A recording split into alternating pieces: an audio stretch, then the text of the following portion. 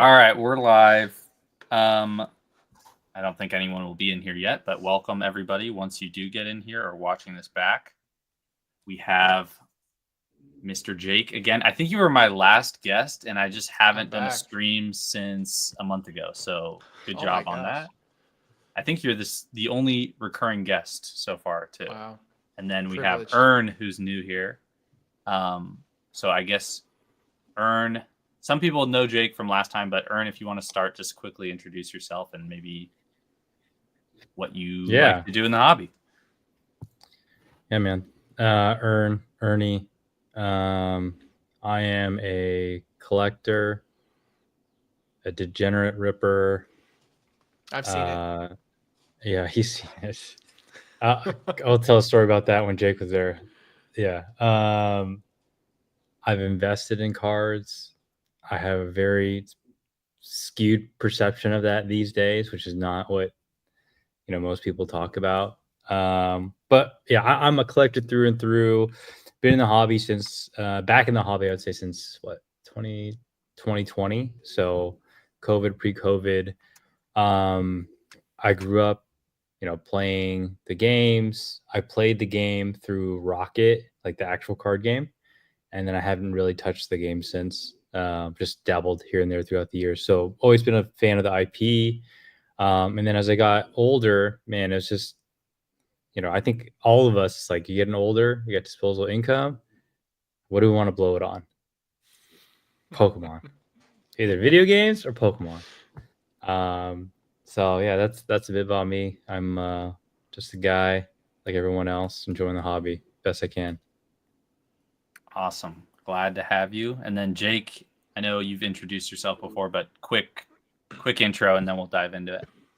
Yeah, collector, flipper, do some sealed investing. You can find me on Instagram at JohtoJake, and I have a YouTube channel where I do some savvy collecting type content, and I should be returning very soon. Lots of familiar people in the chat already. I just want to give a shout out to Drew, Shug, iFOMO, Chaos. They're all the homies. What's up? Yeah, I also should just quickly say I did include Ern and Jake's Instagrams in the description. And then in their Instagram, I think they have links to their YouTubes and everything else. So be sure to check them out. Yeah, let's start with the topic that I put, which is a little bit over-exaggerated, but also there is some truth to it. The impending doom of the market. So mainly where I wanted to go with this was like why I hear that so often. I don't know if you guys have that same experience, but I keep hearing this about how, people are, I understand people are burnt out, but I'm not seeing it market-wise, I guess. Like some of the newer stuff has definitely had some pullbacks, 10, 20% pullbacks, let's say. But, I mean, if you look at, like, some of these Sword and Shield alt-arts, Moonbrown, Gengar, they're all holding pretty steady or getting close to their all-time highs again. Sun and Moon and XY, I feel like, are getting out of reach more and more every day. Vintage is still booming, but I'm just curious on your guys' take. Why is that? I feel like it's just the way people want things to go. I do agree in the sense that, sometimes when things have such a dramatic up, they have to have like the opposite effect as well. But I just feel like, I don't know, the rhetoric I hear in comments is a little bit misleading. But yeah, that's how I want to kick it off. What do you guys think? Let's start with Ern. Is there impending doom coming? Is it already here? How do you feel about the way things are going? So I guess I don't really care like what the current state of the market is, because I think like I'm not playing this game where like if I don't get black and white at MSRP or if I don't get it like at $100, then I'm losing. And so in my experience, the people who comment the most on this stuff are the people living on that edge, like ultra modern investors trying to get retail drops, trying to make sure like they score products here and there. And like, I definitely, I still do on occasion take part, but that's what I used to do a long time ago. And as soon as I figured out like how to play my own game, like where do I get my margins? How do I source? What's a good buy? Like I'm buying, dude, I'm buying this. This is going to be a saw 2K that. card. I bought it for $1,100. That's like 80% margin. This is going to be a 2K card. I firmly believe that. Like I could not spend that money on modern and have the same expectation. And I think it's just about like what are you exposed to and what do you identify as your opportunities. And I think a lot of that doom and gloom comes from people who I don't think they have like a robust way of looking at the hobby or I haven't been here growing. long enough too, in my opinion. Yeah. And like, by the way, this might not happen, but even if it doesn't and I lose money, I'm on to the next thing. Like it doesn't phase me and I'm not going to like the hobby's dying. Oh my, like it, I don't know. I don't know how to best explain it. Also, Like, it's worth pointing out that you did, I mean, for those that haven't seen Ern's content, you did recently take some huge gains on a lot of Sun and Moon and even I think Sword and Shield stuff. So you're kind of insulated financially, it seems like, from a risk perspective, I guess. So there is that as well. Just like I guess that's all to say, like yeah. how you're saying you can just be on to the next thing pretty quickly. I think that's a good Yeah. spot to be in. I think too, before I had that amount of capital, I learned to sell. And I always like complain about this, but like investing, the whole point is to make money. Yes. But if you can't make money now, what else are you going to do? And I think the trap people fall into, they just keep buying. It's like credit card debt. You know what I mean? Mm-hmm. Like, why are you buying more? Yeah. And so, I think, yeah, anyway, I think part of it's like, yes, I am well insulated, but it's not like luck. It's Right. repetition, experience, just making sure that I'm not over leveraging, making sure I'm not praying that this set, whatever set I'm buying today, is going to like 5 or 10x. So anyway, Jake, I hogged the space. Your turn. I agree with like honestly all of that, and that was one of the things I was watching one of your vids, Ern. You were talking about just like people just continuing to buy without knowing how to sell any of it, and it's all hypothetical gains if they're not actually selling it, and it's not as easy as just like I don't know. Sometimes people make it sound like selling is super easy, but it's not. It takes time, it takes research, it takes especially if you're doing it on eBay, like that's a whole different ball game. And I think that taking gains in this type of market is super important. And I've been kind of going off of what some of Ern has said recently and started selling more, feeling like I can just let go of certain things that I had in my collection that I can get back later or be okay without ever having it again. Just because, like for instance, I sold 2 crystal PSA 9s over the weekend, and I made like $1,000 off of them just by holding them for what 8 months, 9 months, and I thought that they were overvalued. So if the market is truly overvaluing something way more than I do, it's probably best that I let go of it. Now, I'm not living by that because there are things that the market definitely overvalues that I have, but it's just I put in too much work into collecting those things. But I'm also not on, like, I love my ultra modern, don't get me wrong. Like, I love grading ultra modern, selling ultra modern, collecting ultra modern, but um, I'm still looking at things that are, still modern, that I think there are opportunities that are closing somewhat soon. And we've talked about this, Zach, a few times, but 151, like I just bought two boxes of blooming waters today, to broke them down and put the packs away because I just believe in that set. And I think that set, like see myself in a year or two and I say, oh, that pack can be $15. That pack could be $18. It can be. It doesn't mean it's going to be. And like Ern said, like that's okay if it doesn't. I'll just move on to the next thing and I'll sit and wait. And I'm taking, I'm like going off my gut a lot more than I used to. Like I came into the hobby probably around the same time Ern did. Like I was early 2020 and I've been locked in since. Like I haven't left the hobby, and I think that's very important if you want to be somewhat successful in this space, is like being in and out of it can, I don't know, it could do more harm than good, but it's like riding a bike. You can come back into it and just like get back into it pretty quickly if you've been here long enough.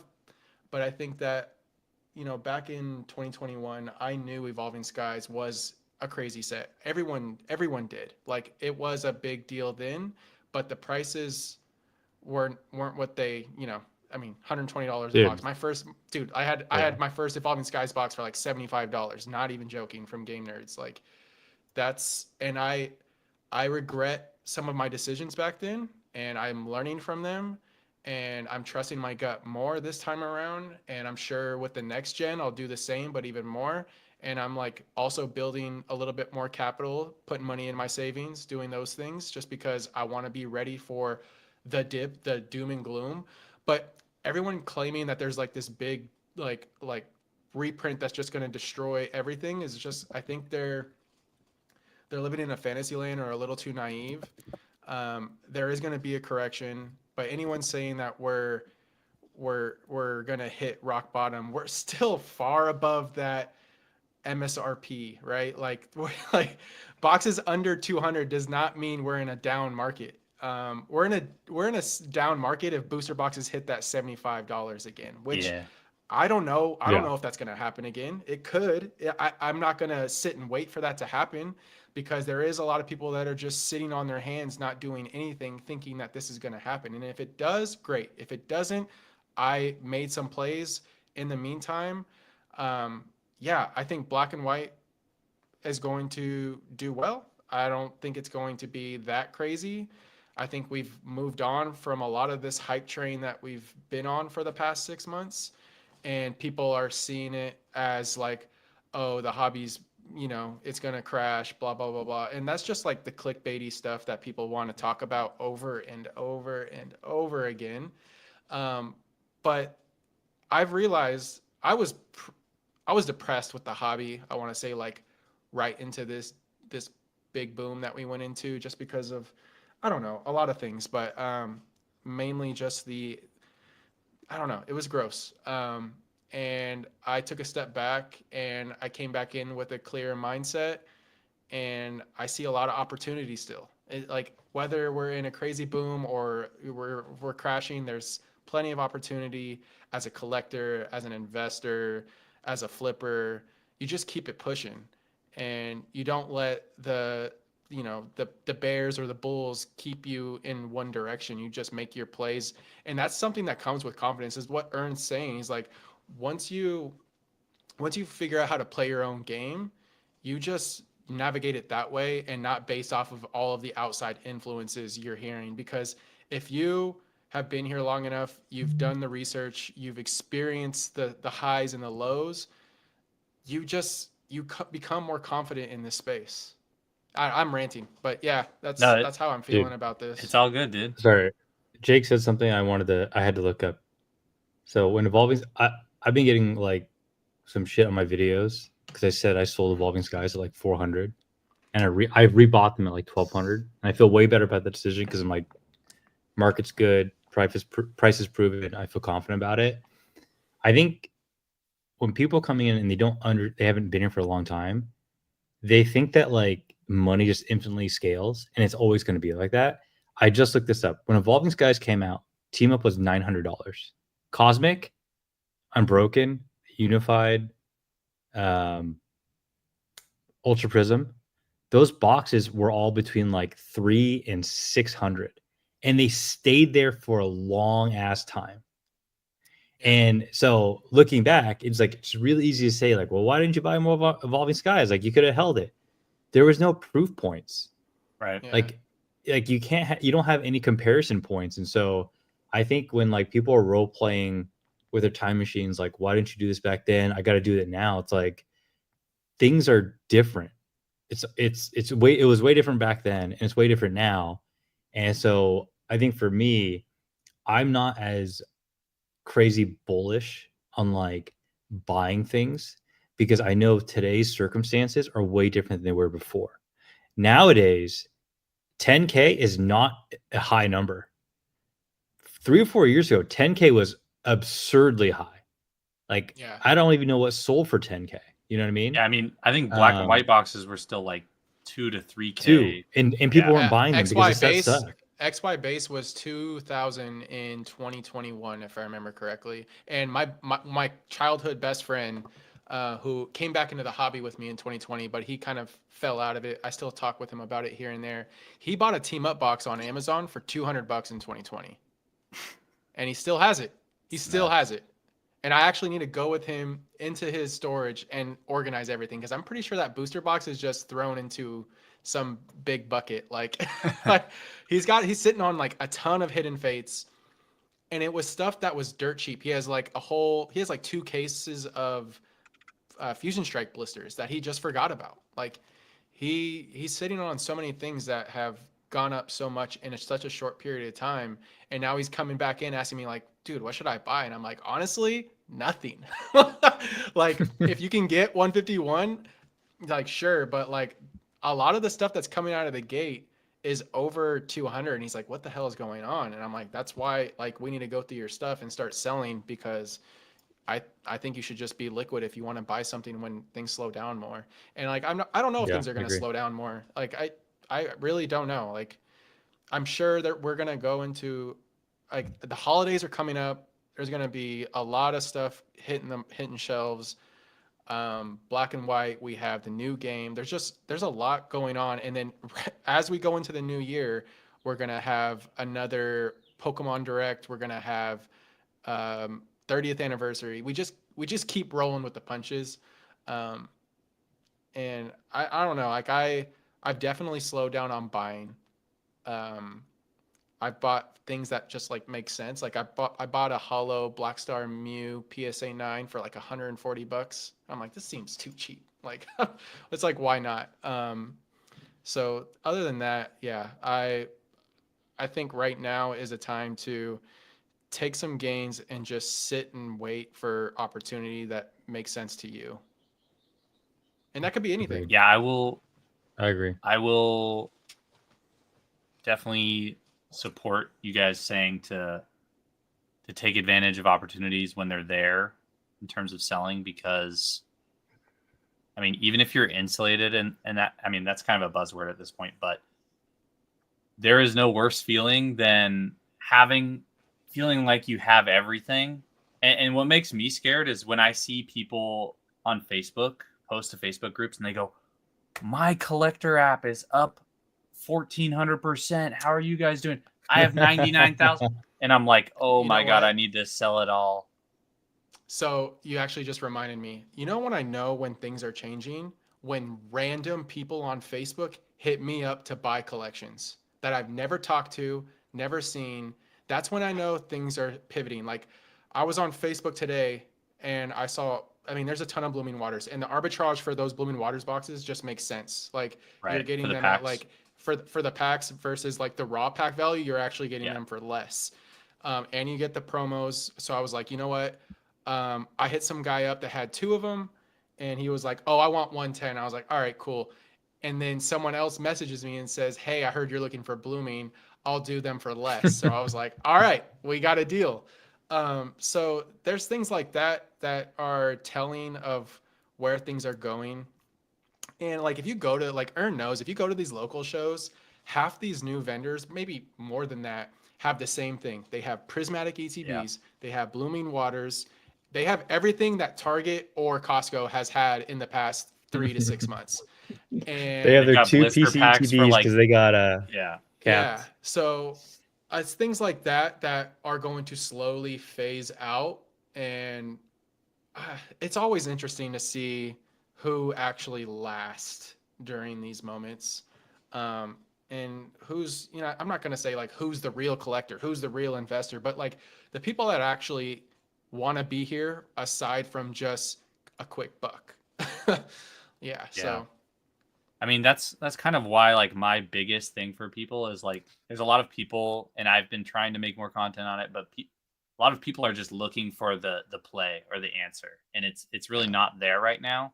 But also, it's like in my opinion, the learning and the observing of like how people are behaving and just how things are changing is the answer.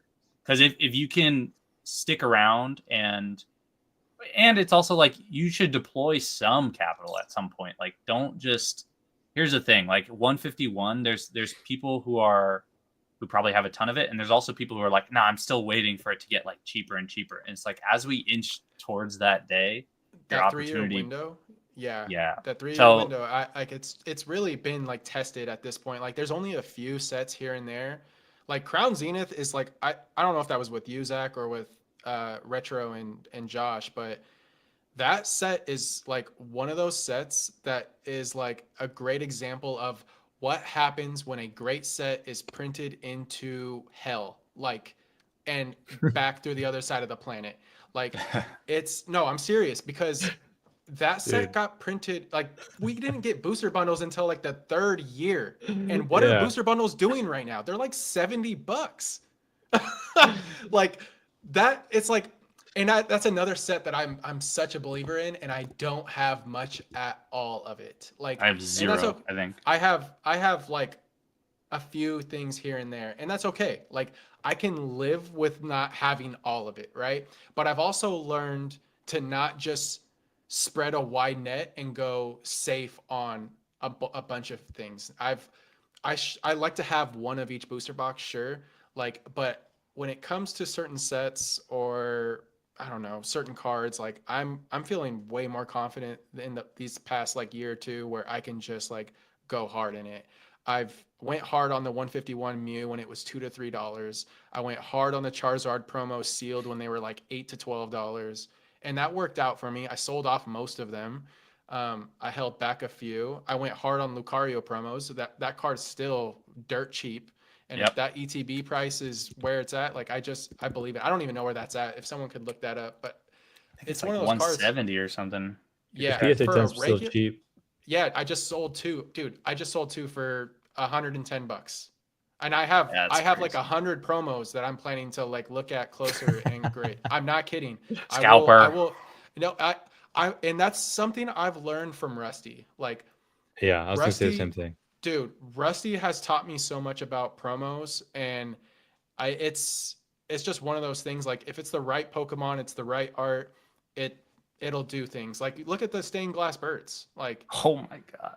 yeah, Those are so crazy. dude, I used to grade those all the time because they're easy to grade, just like the Lucario promo, and they wouldn't sell for anything. They were like $80 cards for Dude, there's the like longest. 20,000 PSA 10 Yeah. or something. Like that is a really Yeah. good example. Another good example is those tins. Those tag team tins, like the Mewtwo Mew. Oh All my of those god. they're all easy to grade. They're like some of the best like protected promos. I need to shill my buys. Hold on. Yeah. I think got- the Mewtwo is like $700 the tin now. Like it's crazy. Yeah, no, I graded that. I bought that card raw for $20, graded it, and It's like more expensive than like a lot of XY ETBs and stuff. That's exactly why I'm buying Dude, these. Yeah, it's a great card. I don't even have that card, Ern.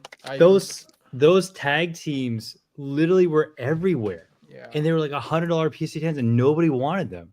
Yeah. And when the Mewtwo went to 600, the Jake, when I went to East Bay like 2 months ago, or the show we go to, I went up to one of the vendors. He's like, 550. I'm like, there's no way I can pay 550 for a pop 5,000 card that just hit 550 last week.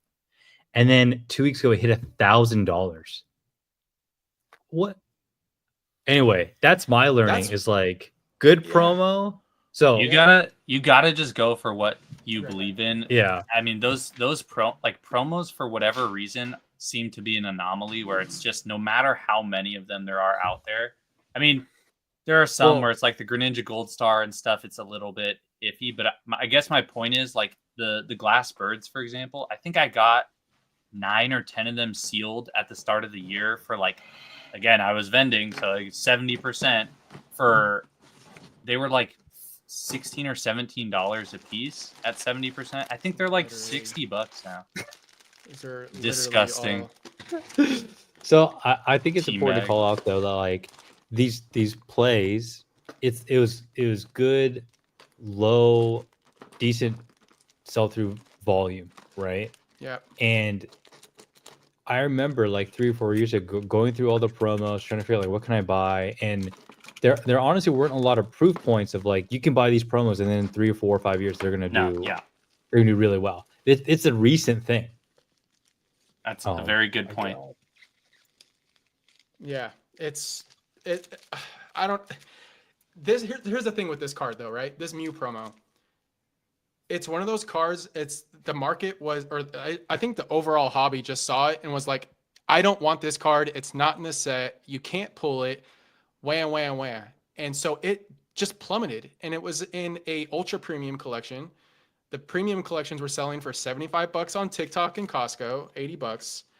And I thought, I feel so overly confident in the price that I don't care if this card goes to $1 or 50 cents. I will continue to buy this until and you know what? I skipped on a few like 100, and I should have just bought them all. I was picking through them because I was looking for gradable copies. Should have just bought a few thousand of them. Honestly, yeah. And so that's that shoulda, woulda, coulda, right? But I'm not gonna beat here's the myself thing. up. At least you have something, right? That's sure. Yeah. Like there's some people who will just wait and wait and wait, which is fine. But at the same time, then I don't understand people who wait and then get upset that they didn't buy, or people who buy and have product. And again, this is kind of getting back to Ern and your point about like selling, sell some when the market's hot, because once you're at the peak of the mountain and you start coming down and people keep holding and holding and holding, they will hold till it's at a price point where like they're like, now it's too low for me to sell. And I regret not selling. I was someone who had no experience with like crypto and stuff, and I got in like NFTs. This is a tangent, but dude, some of those NFTs I spent dirt cheap. They got up to thousands and thousands of dollars, and in my mind, I'm like, they could go higher. They could go higher. Yeah. Now they're worth like $500, and I haven't even looked at them, but it's still a lot. But like, yeah, I think some of them were like 10, 12 grand or something. And oh my gosh. Yeah. For digital assets, it's disgusting. It's crazy to me. It is disgusting. All right, let's pivot. All right, this is a controversial one. It's a kid's game. It's a kid's card game. What do you guys think of that statement? Because that is probably my biggest critique on like me making these little investor shorts now. People are saying you should not be investing in this. It's a kid's card game. Leave it for the kids. It's not a kid's card game anymore. The brand's not a kid's brand anymore. They made like if you followed the IP through like COVID, they made a conscious choice to be young adult and E for everyone. Clothing, the streetwear, the merchandise, like they don't cater to just kids anymore. They're not catering to kids. Yeah. They changed that a long time ago. So, I mean, it just sounds like a lazy, like, I don't know, diss or complaint, but it's not. I think a lot of the people saying that too probably don't. And this is not to be a slight to anyone who can't afford this stuff or it is unreasonably priced, but I'm guessing a lot of the people who speak the loudest usually have the lowest stake in a lot of this stuff. Like I feel like the people who believe in the product is the same thing with like traditional markets, in my opinion, to some extent. But like people are not worried about like the next few months or even the next year or two, for people who have been around for a while. It's the people who are just buying in now and they're just getting in when, they're trying to time things. They're trying to get in right when the market's hot and like be able to take advantage. And it's like, no, the people who have been here for a while are the ones who are able to take advantage right now. Anyone coming in can't get distro. Everything is like overpriced as far as they're concerned. But I don't know. I don't agree with it also in that stance. Maybe you could say that for the scalpers or whatever, people who are just blowing out shelves. But everyone else, like me, for example, I don't have distro access. So anything I've bought has been off the market. You're just as capable as paying the same price I do for these products. So again, granted, maybe it was when they were cheaper, but I don't know. I'm not a huge fan of that stance, but I thought you were going to talk about investing. That's not controversial at all. That was nothing. well, that's just like I don't know how to respond. I mean, I like to respond to people sometimes in the comments and just like be logical about it, but I have no response to that saying it's a kid's card game, and I'm just like. Then you say, "Why are you watching?" Yeah, it's true.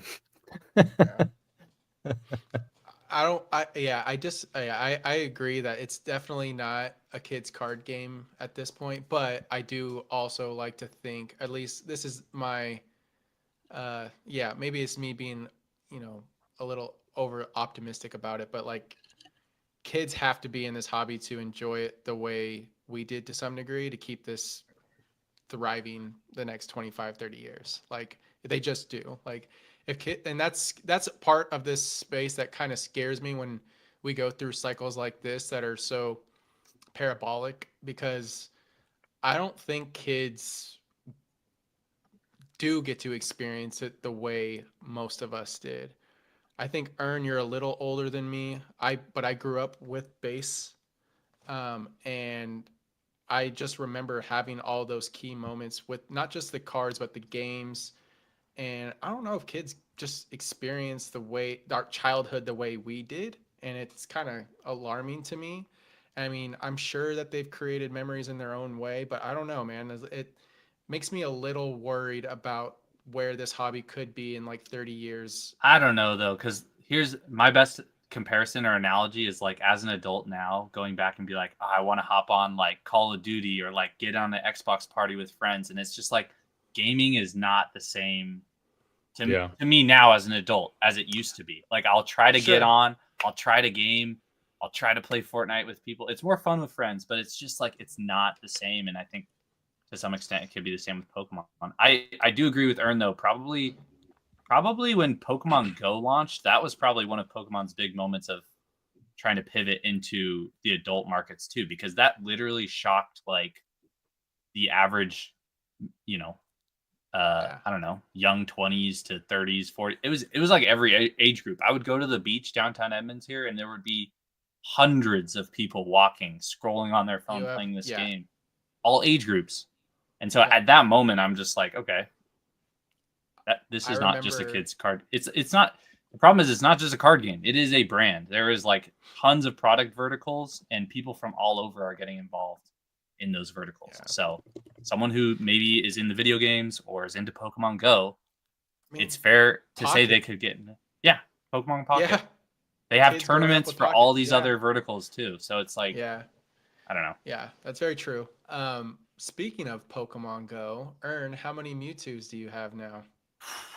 I have 28. You want me to pull them out? Yeah, let's see them. I have 28 English Mewtwo's. Pokemon Go's Chase. That site was hyped when it came out, but then it quickly crashed. Dude, some people think I'm joking. I'm not kidding around. I know you're not joking. The first 3 things I bought this past weekend, or 4 things, were this stupid card. It's annoying because it is going to do well probably in the future. Like, it's Mewtwo. And I have like 15 or maybe a little bit more Japanese ones. I'm a proud dude. Let it be known. Oh, that's not it. Oh, let that slip. I'm buying these. The UPC, by the way, I will share this. The Celebrations UPC is going to pop because this card's popping. And the reason why the UPC didn't go up is because this card and the Pokeball were flat. So something's got to give eventually. This card's pushing. What's the Pikachu at right now? It's pushing 300. It's like 250, high 200. What the hell? Anyway, it's like this is the stuff that I think about. It's like Celebrations UPC. It's still, I think this past week I saw it for like 420, 450, 460. There's a point when the cards, when they start to go up, the sealed has to go up. Like there's no other way around it, right? And so I don't know. I'm debating like, do I just dump a bunch of money to UPCs or? Problem with UPCs is it's harder for me to see the the percentage increase that you see with like booster boxes and stuff. Yeah, Oh my and it only God. oh my gosh, It- it only I only agree. happens though once we get closer to another anniversary though. Like I remember how much Generations went up when Celebrations was coming out, and I'm sure that's gonna happen all over again once we get closer. So maybe UPCs are like they're like a good buy during this time frame, but it all depends on like what 30th looks like. I mean, Yeah, I'm definitely I mean, interested to see.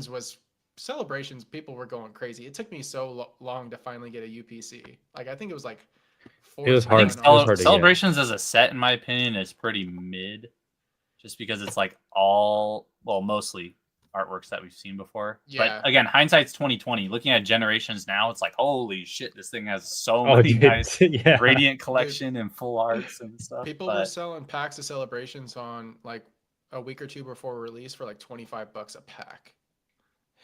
Yeah. Like I think and what is it, like 5 cards per pack? What is, I can't remember. I think it's 4.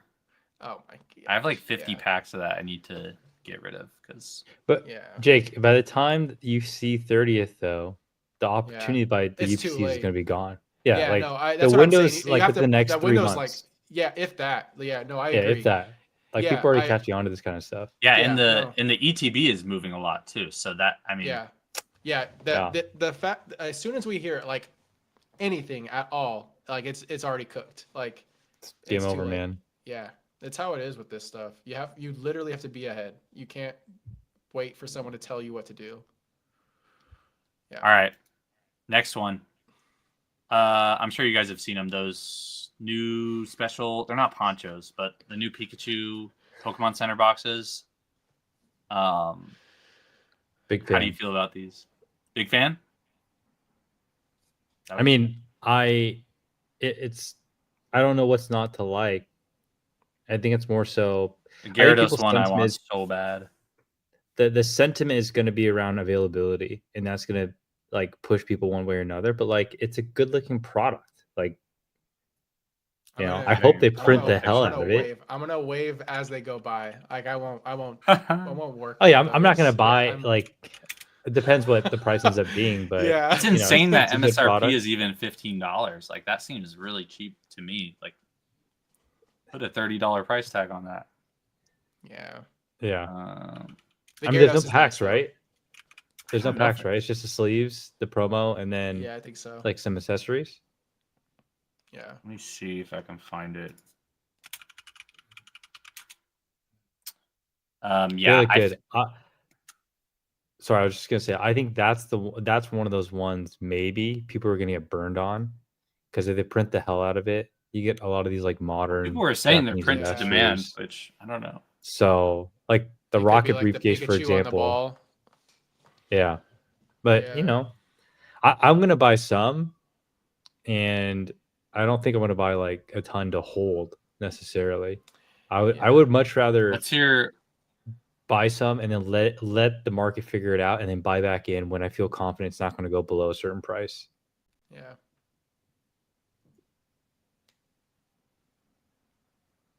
what would be your entry point, do you think? Like, or what are you comfortable paying for one of those? Regardless of where it goes in the future, but like what's your bottom dollar where you're like, I could get into this? Well, Should I just did enter buy lottery Final Fantasy right collector now. boosters at $800, so I'm a pretty my number gets pretty high. I don't know because it's kind of relative to what the market's doing. Like I don't have. Is this showing? I think I'm. Yeah, I think you're good. You guys We see my loading? screen? It's loading. No, I just see loading. Yeah. I just wanted to. Oh. Okay, never mind. I was trying to show people what they look like, but whatever. To me, it's how just do I like end it's one of those things screen that everyone's share? gonna go in on that I don't want to participate in. Like I Hipster. yeah, no. It's just no. It's just like Woke okay. as So fuck. I love Japanese exclusive stuff, but I'm like it comes to like more like the older stuff. But when it comes to these, like it's like one of those more obvious things that I feel like everyone's going to participate in, Yeah. that I don't want to put that energy in there. I might as well use that as like as a decoy while I go Distraction. Yeah. play somewhere else. So the thing I've learned is, yes, please get excited about modern, because it pushes everything else that's older back up. And I look at like Sword and Shield. Like Brilliant Stars is $370 last I checked. It's crazy. Paldea's pushing 350. So either I think Paldea's Astral's more overvalued. expensive than Brilliant. Yeah, I think they flip back and forth. Either Paldea's overvalued, which I don't think it is, or like people just don't understand that, oh, Sword and Shield is probably a really good buy. So like I'm all for modern, just like, yeah, let's keep going, because I'm not gonna be buying it primarily. I'm gonna be buying like the other stuff before it. Yeah. What's silver at right now? I think it's like 360 or something. Let me see. Yeah, they're all like 350 to 400, something like that. I feel I don't know why, but for some reason in my gut, I feel like silver is gonna have like a breakout moment at some point, just because the Lugia is just. You think so? I think just because of the Lugia, but I could be wrong. I could see that.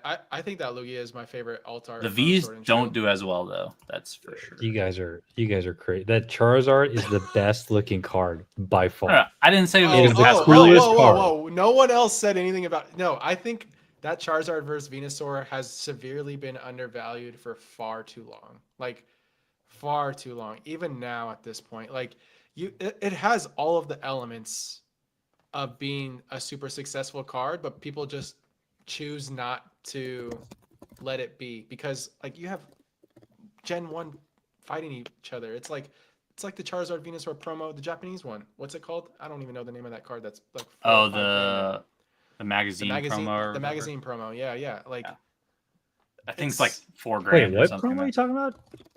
The Charizard versus Venusaur, with the one where Venusaur's got Charizard in its vines. It's like very cartoony. Oh, the Chinese looking one? Yeah. Like the art styles? Yeah. That's that card. 4K card somehow. I don't know. Yeah. That's crazy. But yeah, I love that. I love that Charizard card. I'm not even a Charizard like stan. Brilliant Stars has the best trainer gallery of the sets that have trainer galleries. It's a great buy at 360 if that is what it is right now. It is shocking to me that people still don't give that trainer gallery enough credit for the evolution VMAXs and stuff in there. It's just it's a no-brainer. But got Mimikyu too. It's got a lot. Let me see. I fail at sharing on this freaking platform, but I want to pivot to something that I think is interesting that I recorded a video about before this, which is actually 151 Japanese versus English prices, primarily the singles. This is the first time in a long time I've seen this, but the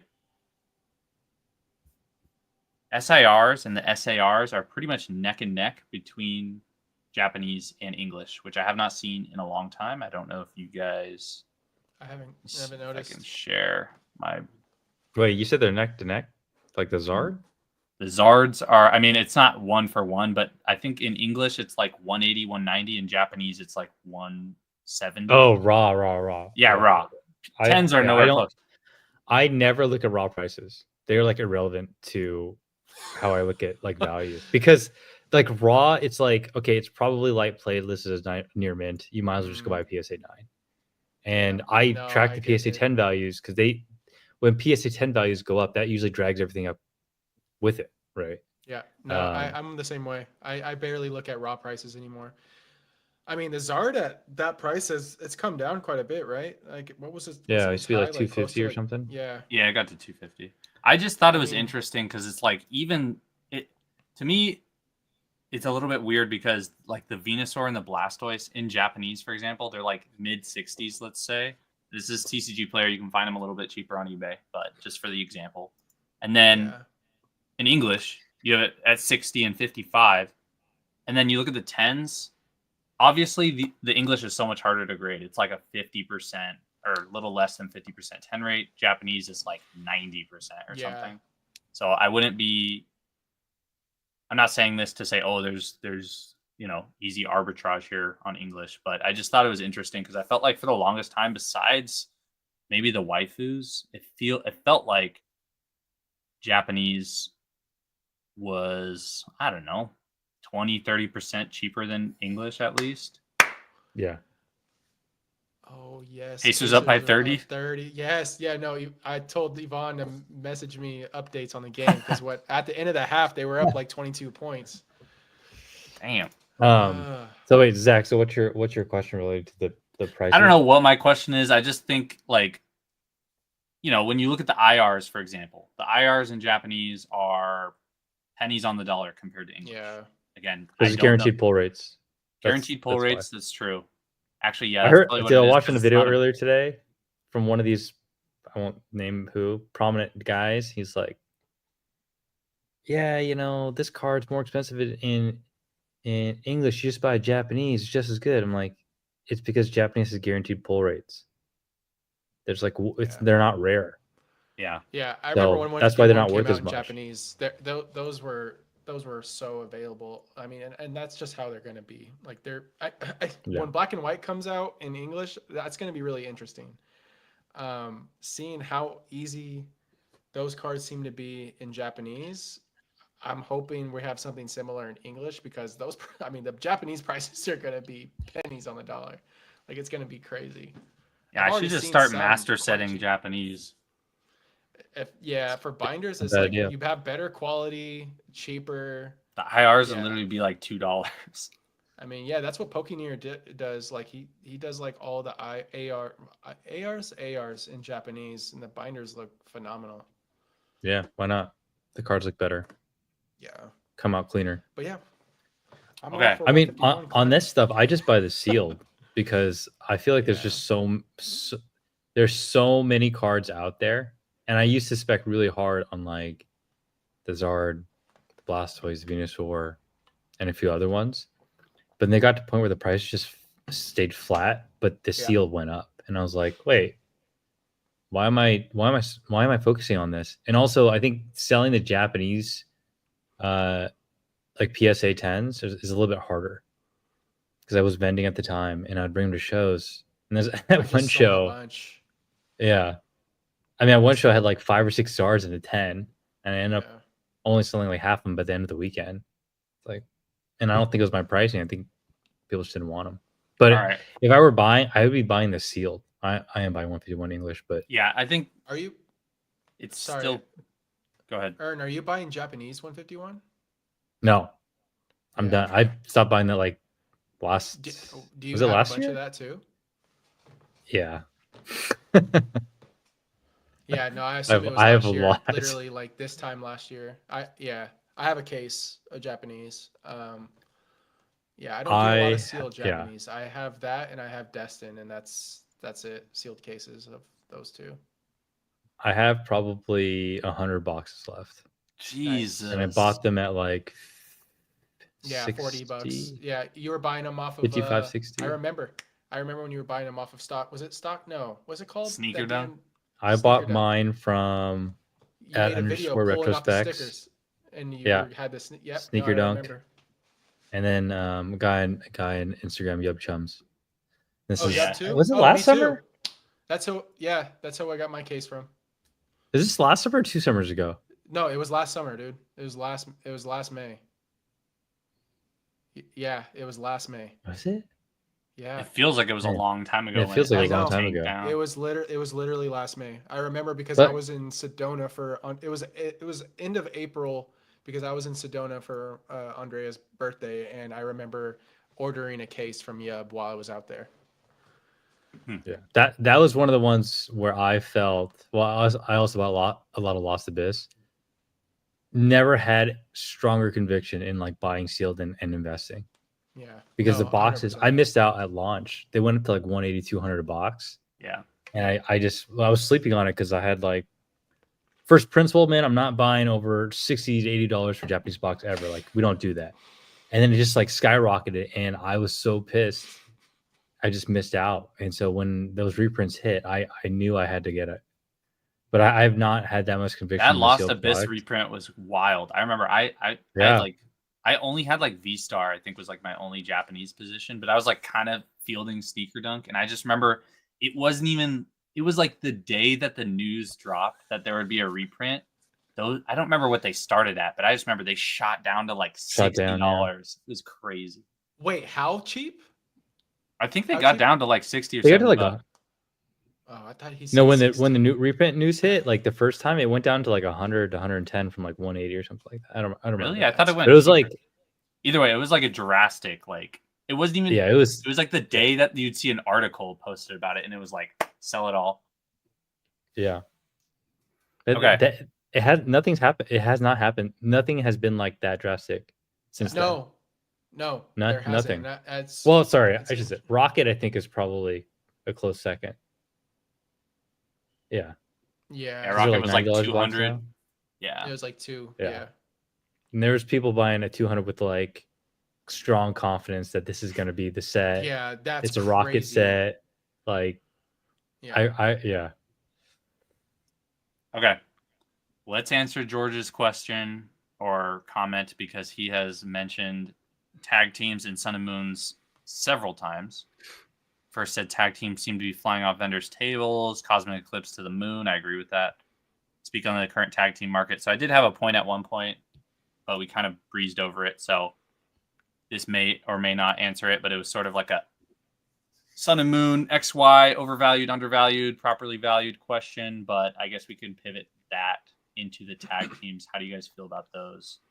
If you have them that you're holding, just sell. Like I don't know. Like I honestly I'm one of those that are like I think they're overvalued at this point. Like there's a few that I'm like, I think there's too much hype around Sun and Moon right now that I just can't get behind because I was like, where were you all at like a year ago? Like these tag team cards were dirt cheap a year ago. Like dirt cheap. Most of these like the 10 promos, 100 like 100 150 bucks max. And I think the problem is they still are pretty banging cards in the sense of like even people who are getting in late, I think there's still a case to be made about that sort of alt art. Sure. No, I love them. I have a bunch. I won't sell, but like if you're looking to like get into them now, I don't know. I would pause. Even though I just sold all my Sun and Moon, I would just buy the booster boxes because Cosmic is still 2,500 bucks. You take I think 2 or 3 of the top cards right now that are tag teams, and like you have a Cosmic box.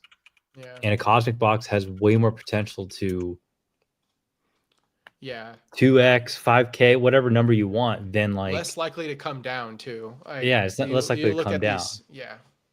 So I mean I would definitely be a seller. I have been looking at some cards to buy. I think I still think there's some value across that era. But yeah, I think the Magikarp is still one of the best opportunities right now. Wait, what is that at right now though? Let me see. That's Team Up, right? That is Team Up. Ooh. Or no, Unified or Team Up? It's Team Up. Yeah. Most recent sale on TCG player 598. I think the PSA 10s are like 2,000. Yeah. Oh, I bought mine for 510. No, that's awesome. That was I don't. The only reason why I say Magikarp is because the freaking Paldea IR just broke 25 to $3,000, and I'm thinking that this one is a better. But that's like a really speculative.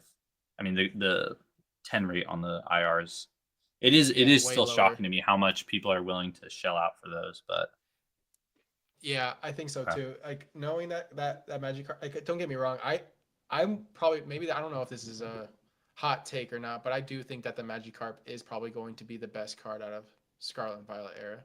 Like better than the Umbreon. Oh wow. Yeah, that might be crazy to say, but like what do you mean the best PSA 10 wise, you mean? Performing card? Yes. Yeah, I think so. Or like the highest priced PSA 10? I think it's going to be the highest priced card out of the era. And there's Yeah. more than just art. I'm not looking at it like Magikarp has always been a popular Pokemon.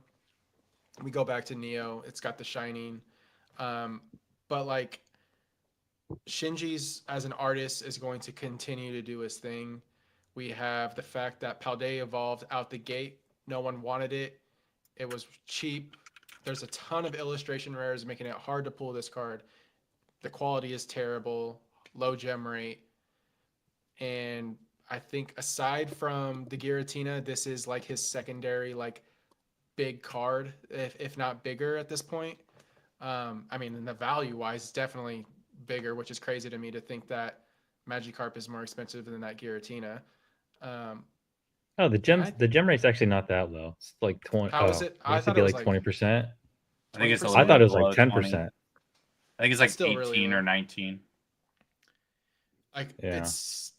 it's almost, is it actually, it's more than the Umbreon right now, right?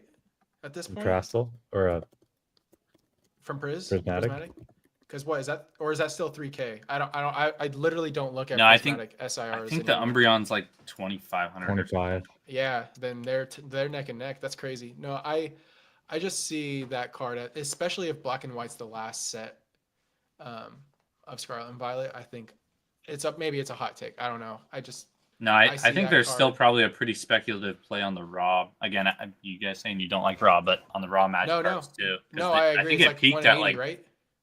well, now it's pushing 210 again, but I think it peaked at like 280 or 270 or something. I think the booster box is like 350 right now. Yeah, it's kind of where my thesis is. It's just going on around still. Don't forget there's a Gyarados hiding. in the back. Dude, it took me so long to even realize that. I didn't realize that for like the first year. Yeah. I was like, what are you guys talking about? It blends in so well. All right. Okay, I want to pivot again. I just have so many random topics that are not like Dude. at all related. Shotgun it. Throw them on. Okay. So this is going to require a little bit of context, but Rudy posted a video, I think last week, Yep. about GameStop. And he sort of was saying that, he thinks the market's sort of topped out for Pokemon, relatively speaking. But As he it gets said, cooked on the EV, what are they called? Those Yeah, EV, pouches, yeah. pouches. easy for him to say that, but Yeah. I think he just meant like he's not seeing as much of that upward. Some things are pulling back a little bit, but he had an interesting point, which was essentially he asked like, what do you guys think will happen when GameStop has thousands of locations getting allocation from Pokemon and has all this product, and then there's a market downturn, and like essentially from a traditional market standpoint, I think he was sort of saying like if a corporate company like has too much inventory and they need to like make earnings or whatever, would they sort of dump things on the market like you saw with Wizards, for example, for a couple years there? I'm just curious what your guys' take would be. How does, I guess, GameStop getting a significant portion of allocation, it seems like now, and maybe it's only for certain products, but they do have booster boxes now to some extent. Do you see a world, I guess, where let's just say we go back to 2022, 2023, when things are just like reaching really low lows, and it seems like GameStop's really pivoting to where cards are going to be their main source of revenue. I know they're going to have grading with PSA, they're partners with PSA, but I'm just curious. It made me think about like, oh yeah, could we actually see a world in which GameStop's sitting on hundreds, whether it's slabs, sealed, whatever they have. I know they're starting Whatnot now too, but it just made me think. I'm like, would they dump to meet like their shareholders? Yeah. Yeah. I mean, their whole business. Go ahead, Jake. No, Ern, please. Quilly brings up a good point just before we go into it. They do have $6 billion in cash on hand. Yeah. So they are I pretty think if they were to do that, it's more indicative of the hobby as a whole than what they're doing in isolation. Like, I don't think they're going to be like, oh, we got to just dump all this stuff because like we're not making ends meet. They're probably not making ends meet because the hobby's not doing well. and so it's tied together. I don't think they would. I don't think it'd be a scenario where they're like, "Oh, hobby's going well, but we're not doing well, so we got to dump everything." I think that's how people think about it, but it's like, wait, that I don't think that would ever happen. I don't think that's even possible, right? Because they're so intertwined with the health of the hobby that the health of the hobby is probably what determines if they're doing well, and that's exactly why they got into cards. So which is scary. Like I think about like the amount of confidence they have in this space right now and how much they're investing in it, going into like streaming on whatnot, basically turning their game stores into LGSs at this point, slowly but surely. Like we're gonna see that logo go from GameStop to Card Stop soon enough. Um, what that looks like in a like a 2023 market is like we're seeing like Black Friday is going crazy. Like we're seeing stuff where we can buy in at so low that it's like I'm here for it. Like, I, I I can't imagine like a company like that having that much product and just holding it, waiting for the market to go back up. Like they're going to let so much of it go to satisfy the company. Like they just have to. Um, yeah, I don't know. uh, Maybe that's not the best take on it, but like I can't imagine if we're in a down market, them being able to make it out without heavily discounting things. yeah, well, I think what more people need to think about is if that were to happen, what what is your involvement in the hobby? How are you making money? What are you buying? What are you specking in? Because it's those companies that will wipe out the low barrier of entry people. People buying ultra modern, right? And like hoping it goes up. Like it's I mean, this is like talking about how AI is taking jobs from people, Right. like low labor skill jobs, right? It's like this, it's actually like this is a great comparison, actually. Like there are people who are building businesses on retail arbitrage and getting the latest and greatest and like going to whatnot and streaming it and like trying to flip that. If a company like GameStop decides to dump when the market goes bad, those people get absolutely crushed. Yeah. We don't get crushed. I mean, Right. Or someone who like we're has not like, playing that game, right? well, and it's not like GameStop has like a ton of Sun and Moon or a ton of Sword and Shield necessarily to where Yeah. they could affect. To your point, it's like if there's a new whatnot streamer and all they have is Destined Rivals and Journey Together, and that's what GameStop has, and they go to dump it, that seller is there's no way they could compete with GameStop or Yeah. Yeah. whatever price it settles at. So All of the sellers, and that's probably 90% of people who are participating in the hobby because you're new. That's what you're going to do, right? Yeah, it is kind of scary to think about for them, but I think the challenge is like go find your niche, grow as fast as possible. Stop playing this like ultra modern game as if like that's the gateway. And unless you can do a lot of volume and you have access to distribution or you can source a ton of product, like you're gonna get wiped out Yeah. by either Yeah. competition or the market turns or you know what you're doing is, I hate saying this, but like it's not the hard work. It's the work that anyone can get into. Yeah. And that's where you don't want to be. That's where what But you want that's to like go where to. everyone that comes in this hobby thinks is the right way to go about it Right. too, though. That's the problem. Like Yeah. they're all hyper focused on having the same easy money, easy like typical like I don't know, blueprint like make money in this hobby strategy. And it's just like it only works when we're in these types of markets. You have to really do just like focus and research and find your lane to be able to be successful even when GameStop's joining whatnot and they're being able to sell packs for 30-40% less than you are. Like what's your niche in this space at that point? Because you will get wrecked. There's going to be plenty this of people actually, that sorry to cut you off. no, go for it. I was just gonna say this actually just made me think about what happens to services, I mean, Poke Notify is probably too big at this point, but what happens to these services that have like bot accounts or something when we go back to a downturn market, or like, hey guys, they Pokemon have to disappear. restock, and it's like, They well, it's just gonna sit there, like it's not selling out or anything. Poke Notify disappears in a down market. I'll tell you that with 100% confidence that people will still probably just have that like shadow subscribed and not realize it for the longest time. But like that, those discords, those are all like just ghost towns during that point in the space. I They think have to pivot. They yeah, I have was to gonna say pivot. they could probably pivot because they're probably they have so much cash flow probably now, but Yeah, I would think they their move probably has to be going to like how Pokemart USA has a distribution distribution. Yeah, program.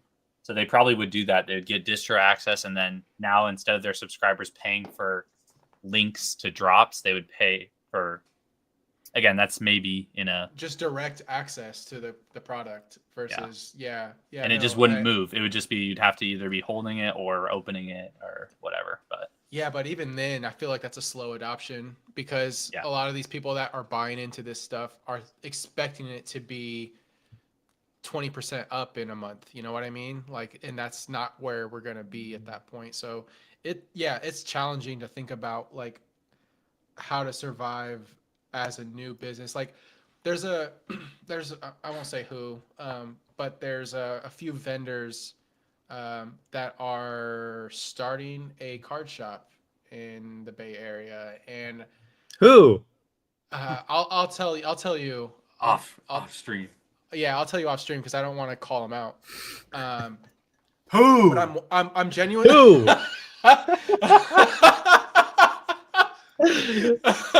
I'm genuinely worried. That's all. For one person in particular, because I think it's scary to start something like that in this market without knowing what it's like to Eat crap. navigate it. Yeah, Yeah. No, I agree. that's yeah. Layman's terms, yeah, 100%. So, yeah, I think there are right ways and not so right ways to doing business in this space when we're up. I think the right way to go about it is doing it when we're in a depressed market. Like I and pivoting. Like I've watched Dan pivot so much over the past 4 or 5 years, and it's actually a spectacle. Like I give him so much credit to see how he's navigated so many different things throughout this hobby and be so successful throughout the entire time by just making the right call at the right time with a lot of risk. Like when eBay's like PSA fees changed, or when it came to what was it? Of the vault. Yeah, the vault, like that was a huge pivot for him and basically going into Fanatics. And you have to be here for a long time to understand how to navigate those because like we were saying, like starting a business, not knowing how to approach it in this market, you can still kind of win, and that's super scary because what happens as soon as things like I'm talking in a circle, but yeah, it's crazy. Okay. Let's see what else. The boy Yeah, I George is want to going mention off. George. Yeah, no, I'm looking at George. Yeah, so I actually was just talking about 88 Card House.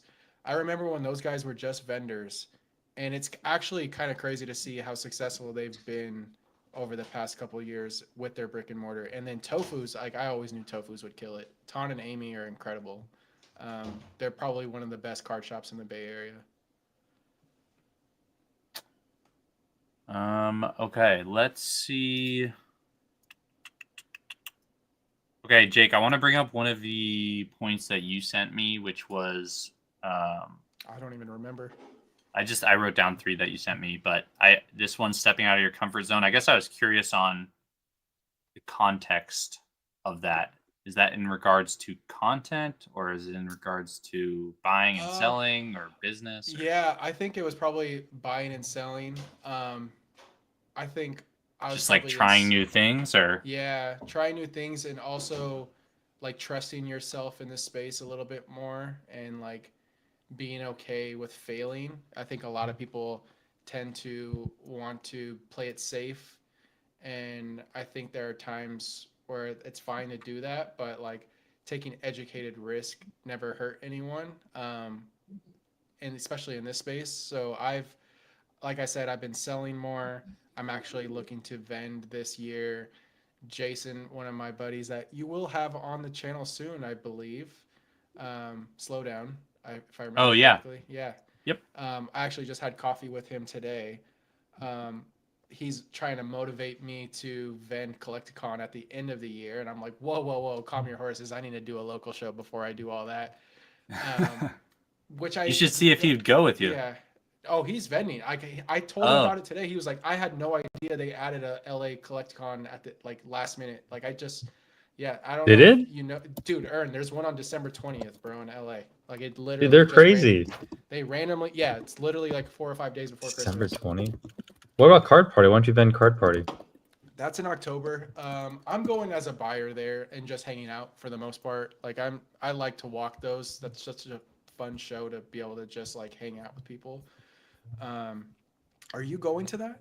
I know. I think Zach, you're Dude, going. for sure. I think I've I'm been tr- vending the Seattle one. Yeah.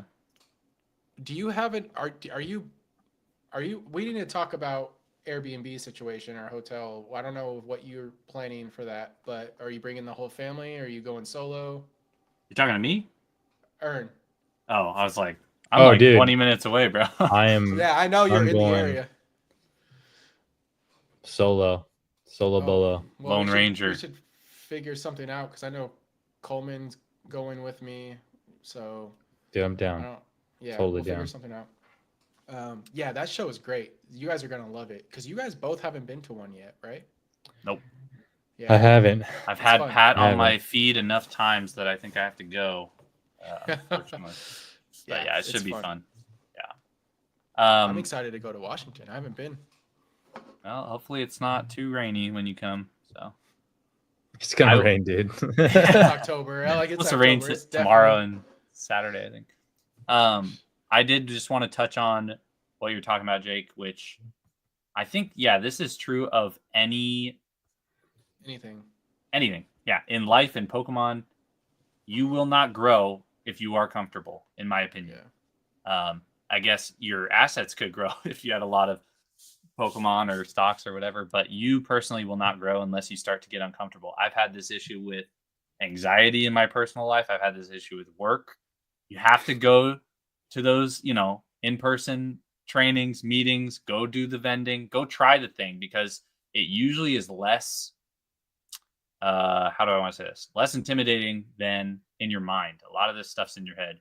And I think the same could be true for, again, sort of diving into the hobby. You don't need people like myself, Ern or Jake, to give you the green light to buy stuff if you feel, or to not buy stuff if you feel like it's the other way around. If you think 151 isn't the play and you like XYZ set more, like stick to your guns and go for it. I think a lot of people are just waiting to hear the answer so that they can get the easy money, the free tendies.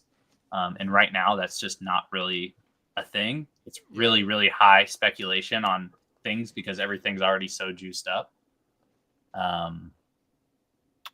But yeah, it's time to buy out the Pikachu level X's that Ern has. So let's do it collectively, Dude, guys. they're already We can wipe the market. Too pushing late. like 1,400 plus tariff. Oh my gosh. Like 1,400 plus 500, tariff. they were $500-$600 cards for like years. Yeah. Here's a good question. Y'all think ultra modern boxes are going to continue to be 200 plus right after release, or will Pokemon print to demand? So this question has been asked in a few different ways. I know on like Cardboard Hands with Retro and Josh, they sort of danced around this. And I know Dan's talked about it a little bit too, I think, but the way I see it, and I'm sort of in the same camp as a lot of these people, is that there probably will be a set, I'm thinking, with this upcoming mega block where things may be closer to MSRP or around there. And people will call it a crash. People will call it doomsday, but I mean, it's not going to. That's so wild to me. I think MSRP is it's going to rise again. It's like 180 or something. Yeah, I wouldn't be surprised. It'll help help probably a little bit with the scalping, hopefully, but I don't know. I guess the end of his question was, so do you think they'll hit 200? The next couple sets will hit 200 right after release, or Pokemon print to demand we'll see MSRP? And then he said, or do you think people will burn out and the hype dies down? I think like every time it feels like we have these booms, there's just like a baseline, like the same way that like cards, when they hit their new highs, they come low, but they kind of settle a little bit more than they were before. I think we'll have the same thing with just like the amount of people involved in the hobby. Because the same thing happened when the Logan Paul COVID boom happened. A lot of people got wrecked, but then you did get probably 10, 20, 30% more people who just stuck around and who have been here since then and are. I think. Sorry, Ern, I just have one. Go ahead. I think a good way to think about this is looking at what, and this is, it's not the exact same, but looking at how the illustration rares prices went crazy, and then a lot of them came back to reality. Like there was a belief where these illustration rares these are the new prices, that's where they're gonna be, but they came down quite a bit. Dude, you had like Iron Moth or something. I've never even heard of this Pokemon. It was like $30. I just sold my Fluttermane for 1K. Yeah, see? I just sold the Pokemon Center promo. I just had it sold with DC Sports for 1K. Disgusting. I missed out. It was a 2K card. I darn, only got 1,000 for it. Shoot. Rats. Yeah, so I look at it that way, and who knows when, but I do think like Dan has said, like we're gonna see below MSRP in the somewhat near future again. Like it's just inevitable. Anyone that thinks that 200 is just the standard and that's the way it's going to be for forever is, I think, I don't know, a little naive.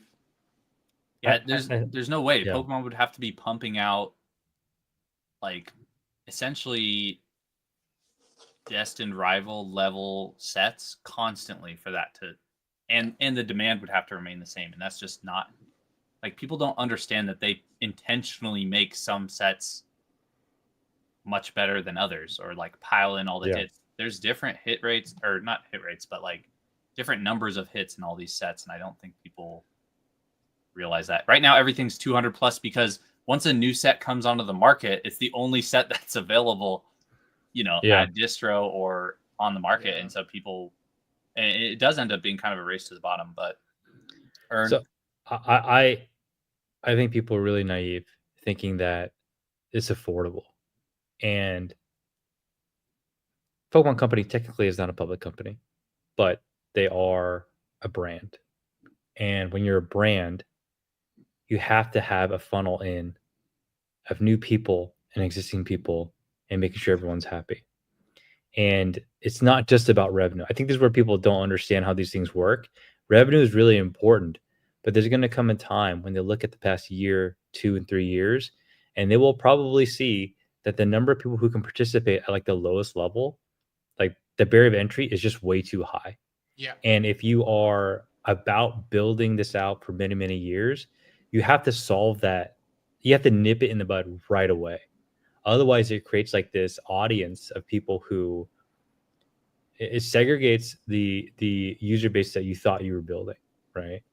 And whether they make something more premium for people who can afford $200, or make something less premium, so maybe they make a different $100 product, at some point they will solve for that because people can't pay $200. The majority of people cannot pay. So I look at it as like, that's how I envision what's going to happen. But at the same time, like Retro's calling you out, Ern. Like, I'm just talking about the everyday person. At the same time, I'm not saying like, what I'm trying to say is it's not going to be like this forever. So you should take the opportunity while it's hot. Don't think it's going to stay this way. Pokemon is not a limited print item. We're not talking about hobby boxes. We're not talking about like collector boxes. We're talking about limited print runs. We're talking about things that are meant to be printed en masse. So just because the market is where it's at today, I'm not saying it's going to slow down. I'm just saying that in the future, they will probably solve for how do you continue to get more people involved, and they don't do that by allowing prices to go up. They do that by allowing products in the hands of consumers who can afford it. So I think that's why they're doing a lot more collection boxes. But yeah, they're doing I think that's a lot of these big collection boxes that have like the extra gimmicky stuff where the scalper doesn't want it, is going to help bring those types of products down in price. Those things are hard to scalp because you can't fucking ship them for cheap at all. Yeah. Wait, which ones? The Blooming Waters? Like, yeah, not just Blooming like Waters. Well, just like you look at like the Garchomp EX, the things are Cynthia's fucking Garchomp like box. 3 feet long. They're like the awkward boxes that have like stickers and toys and pouches. Like those EV, those prismatic EV pouches. Like they're probably gonna be like a lot on the market in the near future at a discounted rate, and there's probably going to be some arbitrage there with those, compared to like the per pack price in the near future, I would say, just because people don't want to sit on a ton of that type of product. Like they want booster boxes and they want ETBs. I wonder if Pokemon ever does something crazy out of pocket with like a generation where booster boxes are, I don't know. I'm just like, what can they do aside from just printing into the ground to like not overcorrect like they did with Scarlet and Violet? Because I'm under the belief that they rose the MSRP and that helped with like, I think just like getting people to like the whole issue we had with Sword and Shield where, you know, it was hard to get for a long time. And so Scarlet and Violet, they corrected things, they rose MSRP, they printed more, and it just brought prices too low. Now, I don't think the Pokemon Company wants products to sell that low ever again. So there was they corrected things during Twilight, and you can see how much less they printed around that time to try to correct things. And I think that just a bunch of different circumstances, everything went crazy. And so they're trying to figure out how they can print more but not oversaturate the market, because they want LGSs to survive. They want to get the product at the lowest entry point for the people that are coming in that are here to play the game to collect 4 years. They don't want the people that are here to just flip and be out in 6 months. So there's like this balance, and I'm sure there's people far more educated, far smarter than me that are trying to figure this out right now. And it'll be interesting to see what the next era looks like and how they approach it, especially with this in between with Gen 10, because I'm sure there's going to be a lot more changes when Gen 10 comes out. I think we'll see somewhere in the middle of them trying to figure it out, because it feels like the pandemic was that first big boom. Maybe with Pokemon Go, I wasn't collecting the cards back then, so price wise, I'm not as familiar with the price history. But I guess I'm just saying, like, this first boom, it feels like during the pandemic, they realized, oh yeah, we overprinted like too much, Vivid Voltage, Fusion, Chilling at the time. And then now it felt like they sort of halted that back when they saw that Scarlet and Violet wasn't performing as well. But we do have to remember that it sounds like, and again, this is just what I've heard from other videos, Pokemon, their forecast for printing is like 6 or 10 months or something like that. So if it's 10 months, I was just looking up, like since the boom, like October, November, it's been about 6 to 7 months. That kind of aligns the timeline pretty much right when that new Mega set comes out, I think. So I think we will see more product than we've seen with Scarlet and Violet sets, but I don't think it'll be quite as much as we saw with like Sword and Shield. And I'm sure Pokemon has this down to the numbers in terms of like how much they printed, where did the prices go based on the demand, and they know they're in a boom right now. They're experiencing it with Prismatic and 151 and everything, but it will be interesting to see. I think it's also like you can see like the health of the hobby shifting when, if you just pop into your local like game stores, like a lot of the time over the last 6 months, I've seen them slowly get more and more product where they have on the shelves more consistent. Whereas I swear, like around when Prismatic released, those shelves were bare. They were like, I knew like big card shops that have been here for a long time that were buying Japanese boxes just to fill their shelves because they couldn't keep anything English.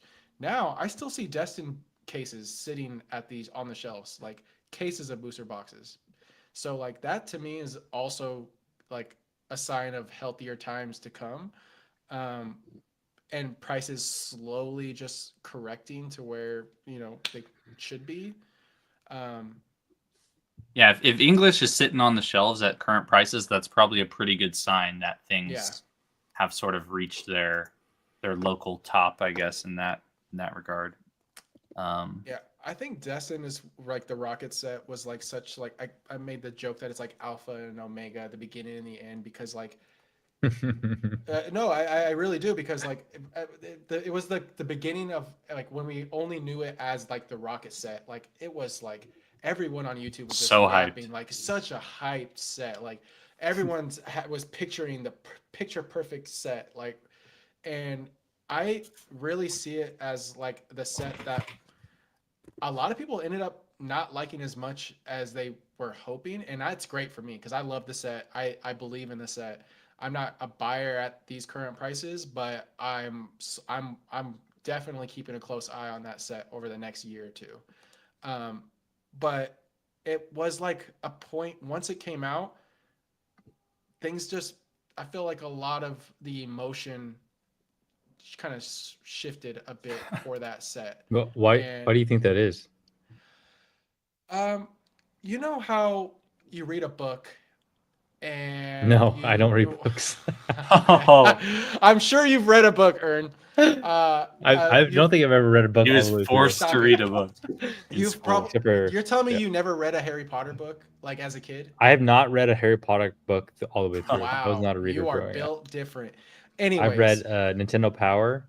oh my gosh. All right. Well, well, for those that have read a book in Ern their is lifetime, cooked.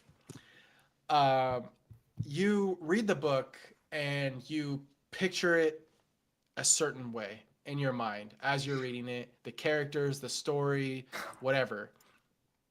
And then years go by and someone says to you, "Hey, did you know that they're making a movie about this book?"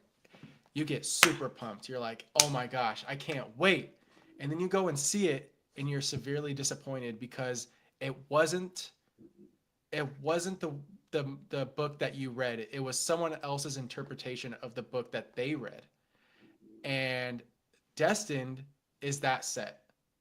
And I think that people set such a high expectation that once they found out that Jesse and James isn't in the set, that they just lost all interest.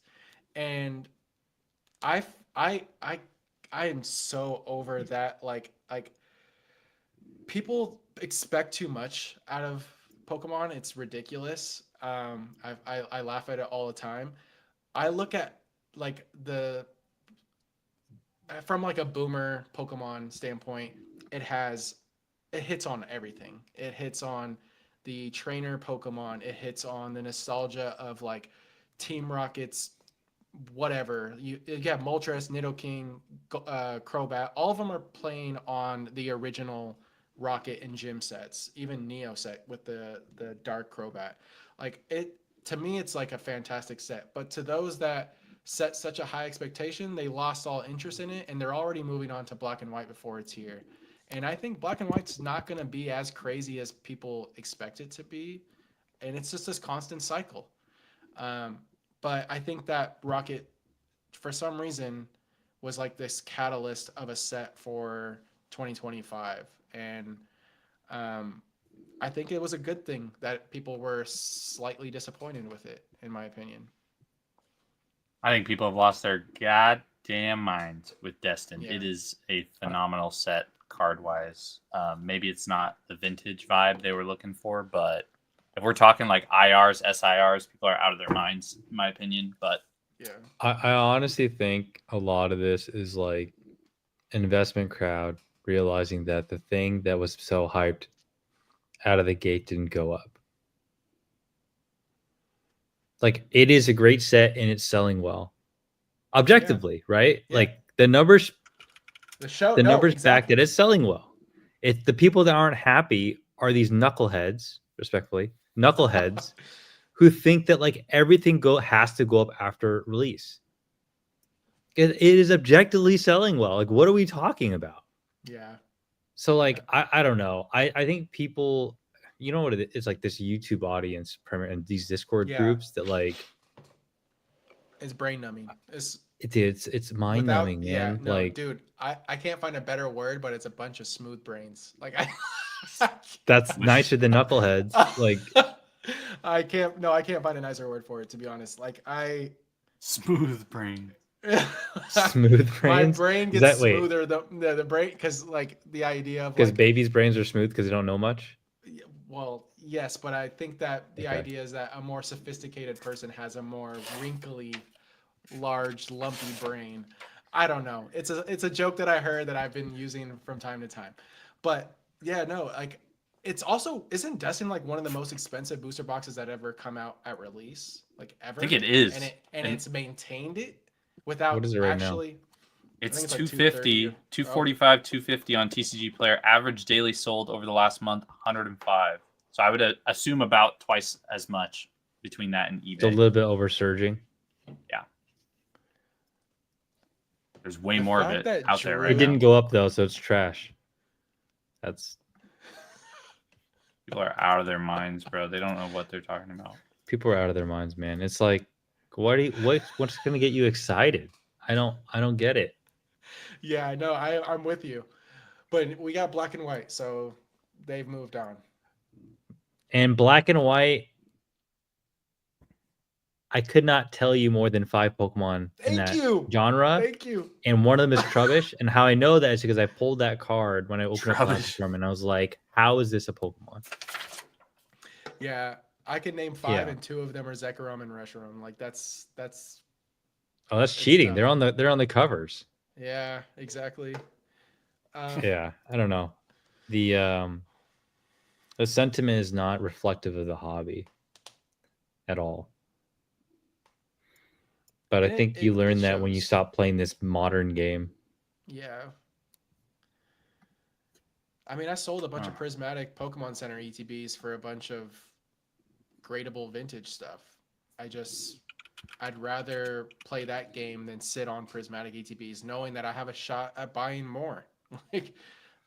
There's still opportunity to get those again for retail, and if I don't get more, that's okay. Like I still have a few, but like I'd rather buy into vintage that I can grade, flip, and churn and do it all over again. Just a whole rinse and repeat aspect. Yeah, the irony with Prismatic, Jake, is that we were able, I don't know about you, Ern, but when I was ordering those PC ETBs, you could still order the cases. Like, this was like just on the turn of like Yeah.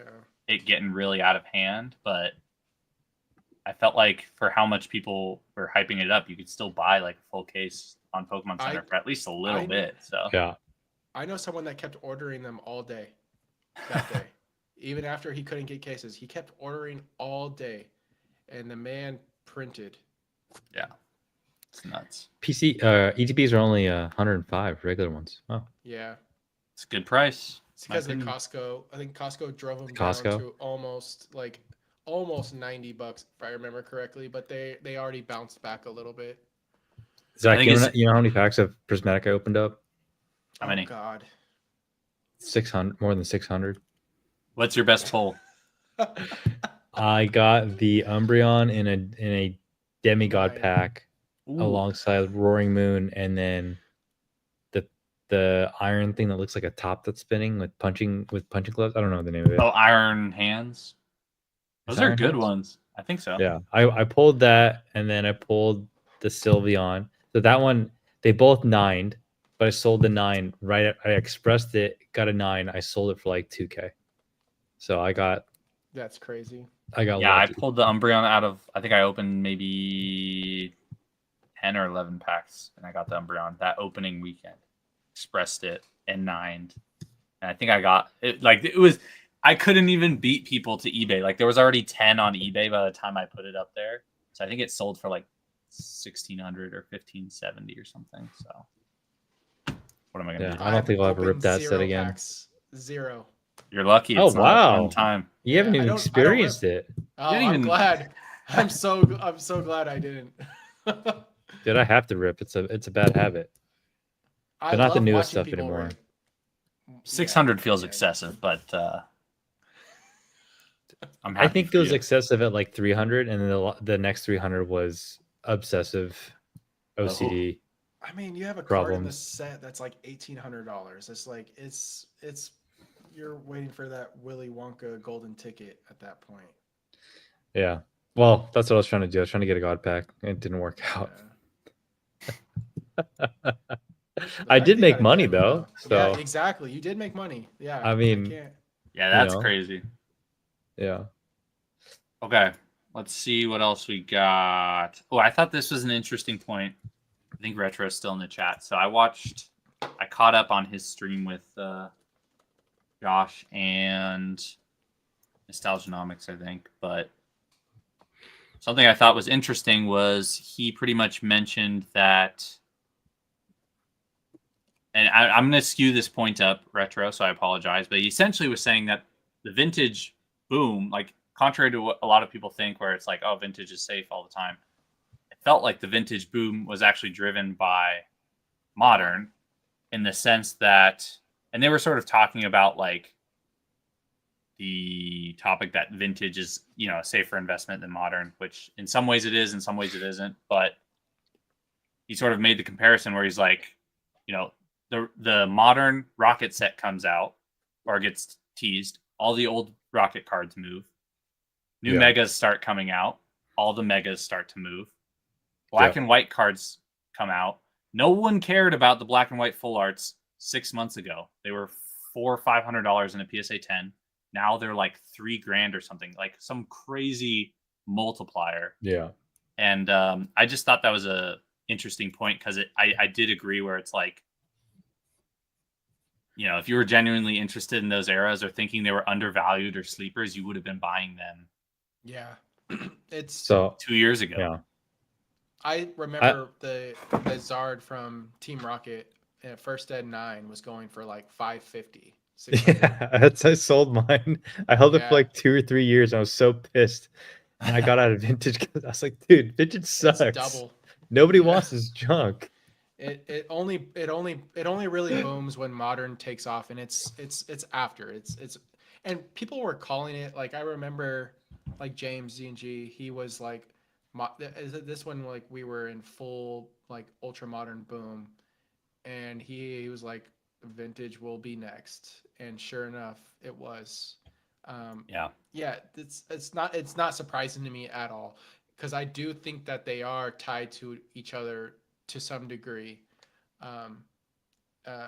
Things shift, like when people start getting back into this hobby, they start revisiting some of the vintage stuff, and it's just this constant flow up and down between the two. I think that if we ever go back to some sort of ultra modern bear market, vintage will be affected to some degree. I'm not saying they're going to crash below what they were before, but I think that they're probably going to set a new high, but they will retrace quite a bit. Like, dude, I just saw a Gold Star Mudkip PSA 9 sell for like, I think I saw a listing or they're crazy, the Gold Stars. It was like $8K, and I'm like, there's no way. Like, to give you an example, I have Metagross, Groudon, and Kyogre in PSA 9s in English, and I probably paid 2.8 for all three. And I think the cheapest one of those three right now is like 2.3.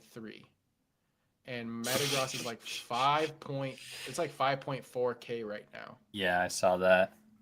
And I'm getting to the point, and it's hard for me to want to let those go, because I have the crazy like psychotic goal to try to collect them all in 9s.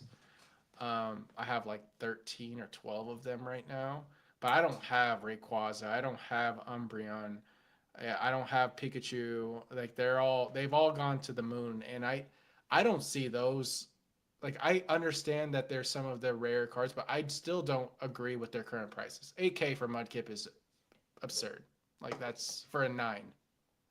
I think all the money that was in here before just moved to smarter storage of value Yeah. cards. No.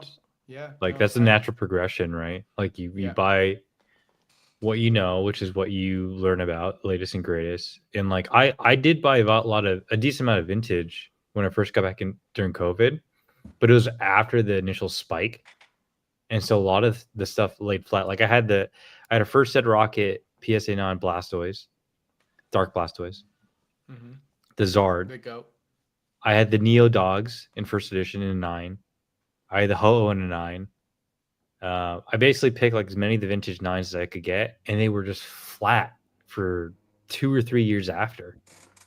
So I don't know. I think every time we have a boom, it's just going to be this natural progression of like Yeah, but I also the think that it gets overvalued and comes back. Like there's like all of that yeah happening at once. Like I agree. I think that people are yeah moving into smarter assets in this space that make more sense, that have like we're not going to see a ton of Mudkips enter the chat. You know what I mean? for Like sure. like that's just the way Well, it is. the influence two people can have on older generations, like you can influence the market pretty heavily Yeah. on Yeah. lower pop stuff. People don't get it, but like The comps if can if I decided tomorrow we want this card and there's Yeah. like an auction a month or whatever, and me and my buddies, like it just takes a couple people to do that. No, I agree. I think part I've of the seen it. retracing too is like people are buying with the intention to sell. I was just at a show this past weekend. I was there Saturday, Jake. This guy was walking around. He paid me 97% on my Ray, my Poncho Ray. 97% of the latest comp, and there's one latest comp of 7,200. He paid me flat 7. And he was going around buying all the ponchos. And Kevin Dreamworks, do you know him? The Asian Yeah. dude with stacked tables. He's like, "Hey man, who's your buyer? Who's your buyer? Who's your buyer?" He's like, "I can't tell you who my buyer is." This guy just like stone cold face. I can't tell you, but he was going around buying these things. He's clearly not collecting. Like he's out he's like a here making middleman or sure. something. I think the person he buys for just has a ton of money, and he goes to shows and buys for him, and then they go and resell it when the market gets hot. But like, That's I so think dangerous. Aren't those pops kind of high for those cards? pop doesn't matter, man, when demand's there.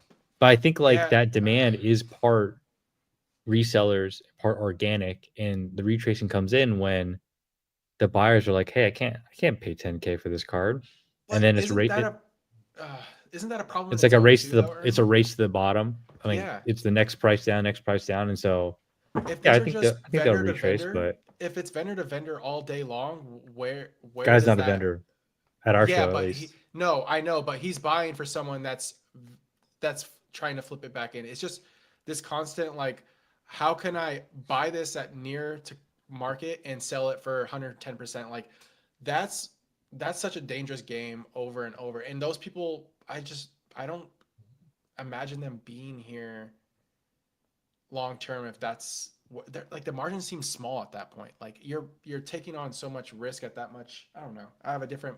I think a lot gotta of the be people confident. ultimately it's like Yeah. I feel like a lot of the people buying those hopefully have enough money to where Oh, even yeah. if it goes down, it doesn't matter if you're spending Sure. $7,000. But I do think that they probably get out of the hobby when it does go down, and then they come back later and they're like, "Oh, my Poncho Ray is worth 9,000 now. That's cool." But a lot of those people who are buying that, I mean, it's kind of the same thing when like people buy black labels and stuff, and I'm like, who the hell is buying this Poncho black label for 25,000 or whatever it is? And it's like you can't. It doesn't feel like there's enough room there to actually make like a meaningful profit or value add. So it's probably some very high end collector who doesn't really care if it goes up or down. But Yeah, in ultimately, that case, yeah. I would agree. But I think like the day-to-day sales and the ponchos, I Yeah, think it's ponchos. legitimately people trying to buy and then sellers, rightfully so, driving up the market. And yeah, I think that's just normal though. But eventually, like Yeah. something's got to give. Like people can't Yeah, always that's be what spending 10K. exactly. Yeah, that's what I'm wondering. Is like, when does that give? Yeah, depends on a lot of things, but I'm a negative Nancy when it comes to ponchos. I really am. I can't stand those cards. Like I've said it more than a million times at this point. Like, I think they're the most fan art Pokemon cards I've ever seen in the TCG. That's a good point. What's proven is proven. That's Yeah.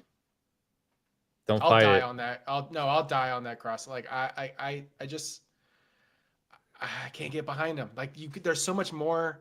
There's so many other cards that you can go into at that value. Like that.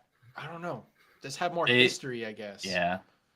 I think they're kind of overdone at this point. They don't really have that much character And watch, anymore. there are probably going to be new ponchos in the near future. No, now you guys are just hating. Those cards What? are wonderful. I They like have the so much Mario character. Luigi. They're adorable. I know. Okay. Let's back up a little bit, because I've had most of them in a 9 or a 10, whether I made a short-term gain or whatever. Aaron, you got to say though, the outfits are cute, whatever.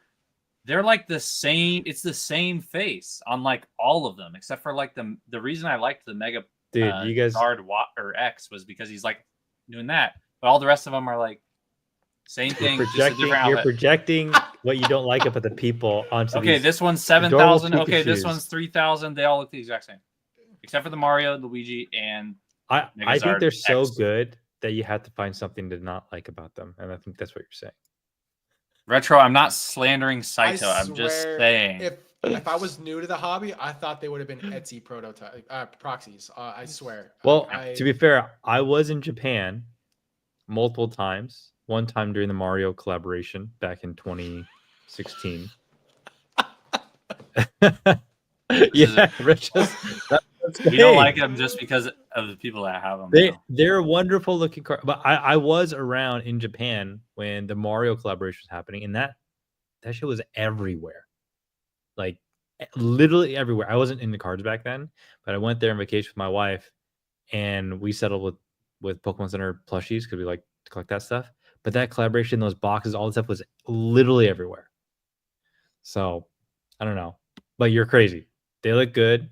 I'm not saying I feel the same way about them. the general ecosystem and people, but I would never slander. Dude, how could you? Oh my god, everything's getting so blown out of context. You want to know what's funny, Ern? When I went to Japan in 2023, I was also looking for a poncho, and I was still PCing stuff at the time. I was either looking for the Poncho Carp or the Poncho Mario Raw in Japan, and I was looking to pay like $1,500 at the time. That's like kind of what market was for the I felt Mario. a lot back then too. Oh yeah, no, I was like, this is like top dollar. Let's see if I can get like a little bit under. And the problem was all those buybacks were pretty much meeting that threshold to where they have to list them 1,800, 1,700. And at the time, it was like, whoa, that's way out of my budget for this trip.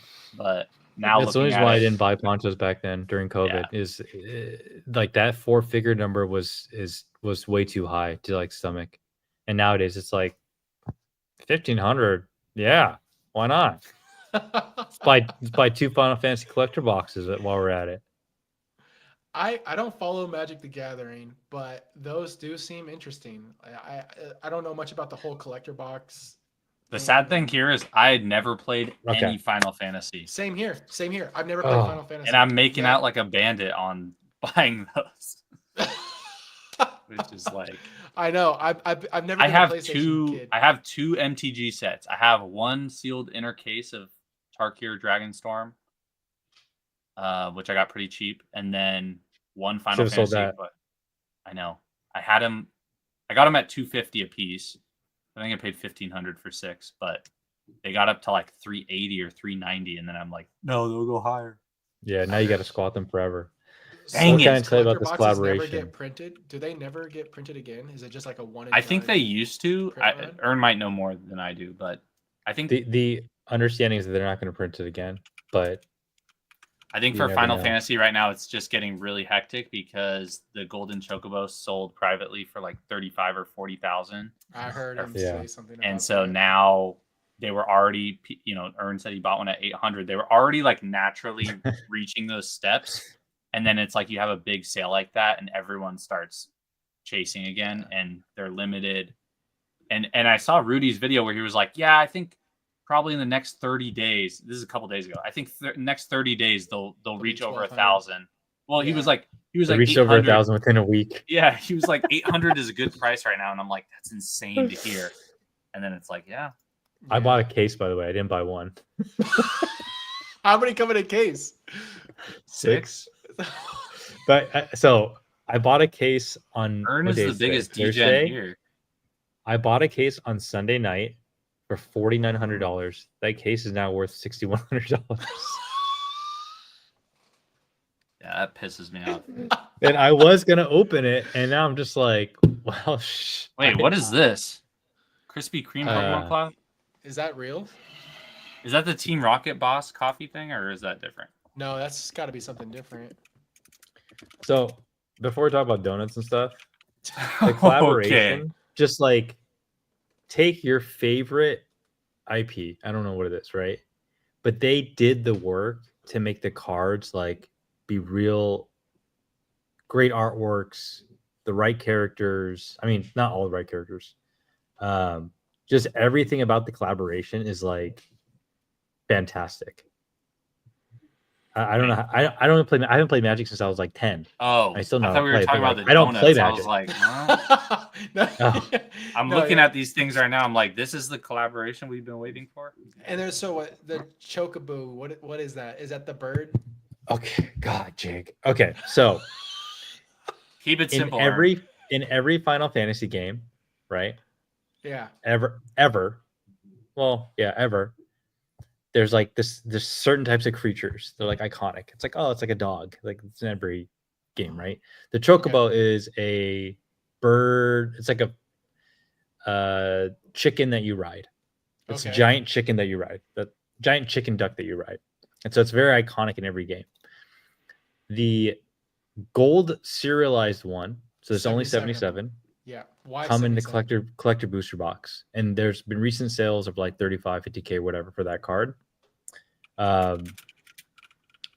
There's also four or five other Chocobos. There's like a neon pink, black, which is exclusive to Japanese, blue, green, gold, whatever, and they're all 1K plus cards, and they only come in the collector booster box, booster bundle. Okay. What also comes in the collector set is they have this type of foiling called surge foiling. It honestly doesn't look better than like Pokemon foiling, but it's Magic, so they get a pass.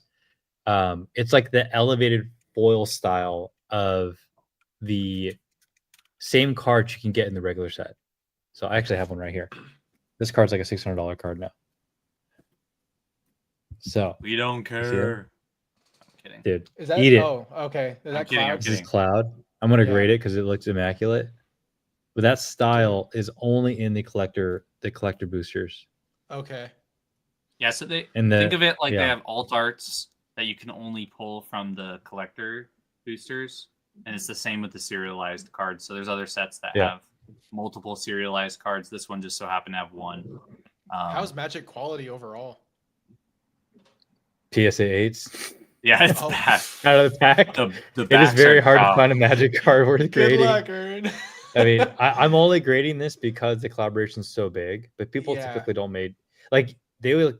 You kind of get laughed at if you're like grading Magic cards because like nobody does it, Yeah. and there's no premium on most Magic cards anyway, because they're played Most people are cards. playing. But Yeah. Sorry, I'm gonna keep going. The reason why this collaboration is super unique is it's the first time they made a collaboration as one of the core sets. Meaning, Oh, like Magic players have to buy this set to play, whereas other Oh. collaborations through like Secret Lair, whatever else they did, yeah, they were yeah. like unique one-off sets. They were just more of like cosmetic, and so they basically like Those were like holiday sets versus a main. Yeah, they're like set. Okay. collaboration sets, or whatever. Like this, every Magic player will buy this set because there's cards in this set they need. So it's just like this giant like herd of demand that they pushed into this, and the collector boxes are supposedly single print, 35K plus cards. The top chases, there's like 10 cards I think that are above $600 now.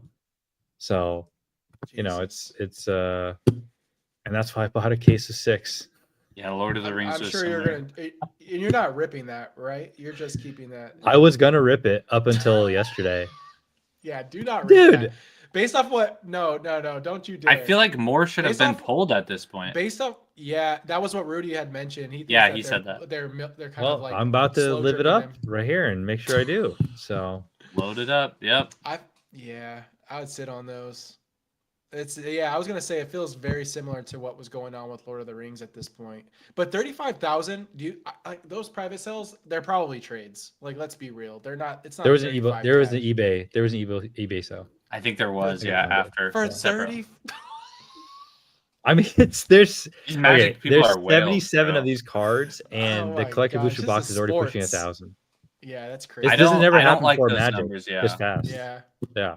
Anyway, Gosh, But I hope just Pokemon to never round does this. it out, Jake, there are other collabs. So Magic or Wizards has essentially sold out their players to doing a lot of these collabs. They're called Universes Beyond. So they have more coming this year. Like they have Spider-Man, and they also have Avatar: The Last Airbender. So they are very much leaning into, on the side usually, to Ern's point, not in those main sets, I believe.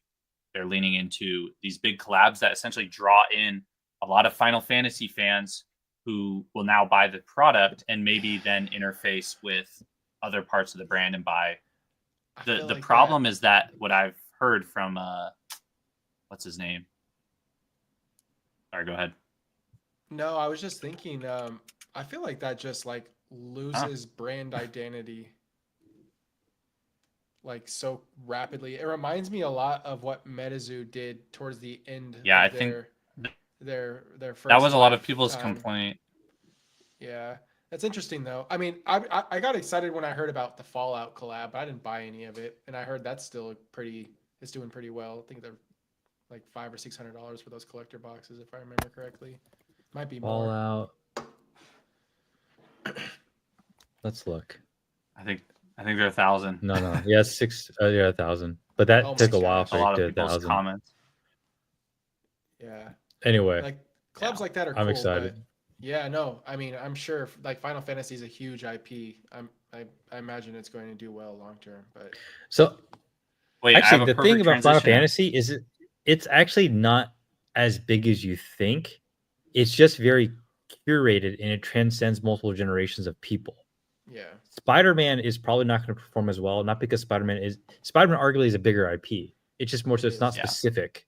Like it's very like, do you like Spider-Man? yeah. And so I think like with Final Fantasy, they were able to hit like every major character. Like Final Fantasy 7 is like one of the biggest games of all time, right? And many people our age had played it. It like speaks specifically to those people. And then you have 14, which is an MMO. A lot of people played that. Then you have 2 and 3. Like, and so the more collaborations they do where it hits like those specific notes, I think are going to do better. I bought a lot of pre-ordered a lot of Spider-Man, but I don't know. I'm not hopeful that it's gonna. Yeah, the problem is it does wipe their brand around a little bit and Magic's brand, I mean, because I've heard from the professor, I watched one of his videos. Apparently, a lot of these new upcoming sets, I don't know if it's the same with Final Fantasy, but a lot of people also play like MTG Arena online. And I think because of licensing issues, there's going to be some issues where, like Spider-Man, for example, I know they will not be able to have the same card artworks and flavor on the online Makes version sense. because of licensing. So the I guess is it Marvel that owns Spider-Man? They're not licensing out that digital IP. But Final Fantasy was or is on the online client. Yeah. But I'm just saying it's going to get messy from like, because MTG is a card game and they want to keep like players focused. It's going to be confusing when they get someone who's new to the card game and they're like, oh, I got my cool Spider-Man cards. I can play online at home. Let me go do that. And then it's like there's no card named Spider-Man. It's named the Witch of the West or something. Yeah. But We still don't know there's cereals in Spider-Man, cereal cards. We assume so, but if there's not, that's a huge miss. Yeah. Do they not always Okay, have cereal let's miss? wrap it. No.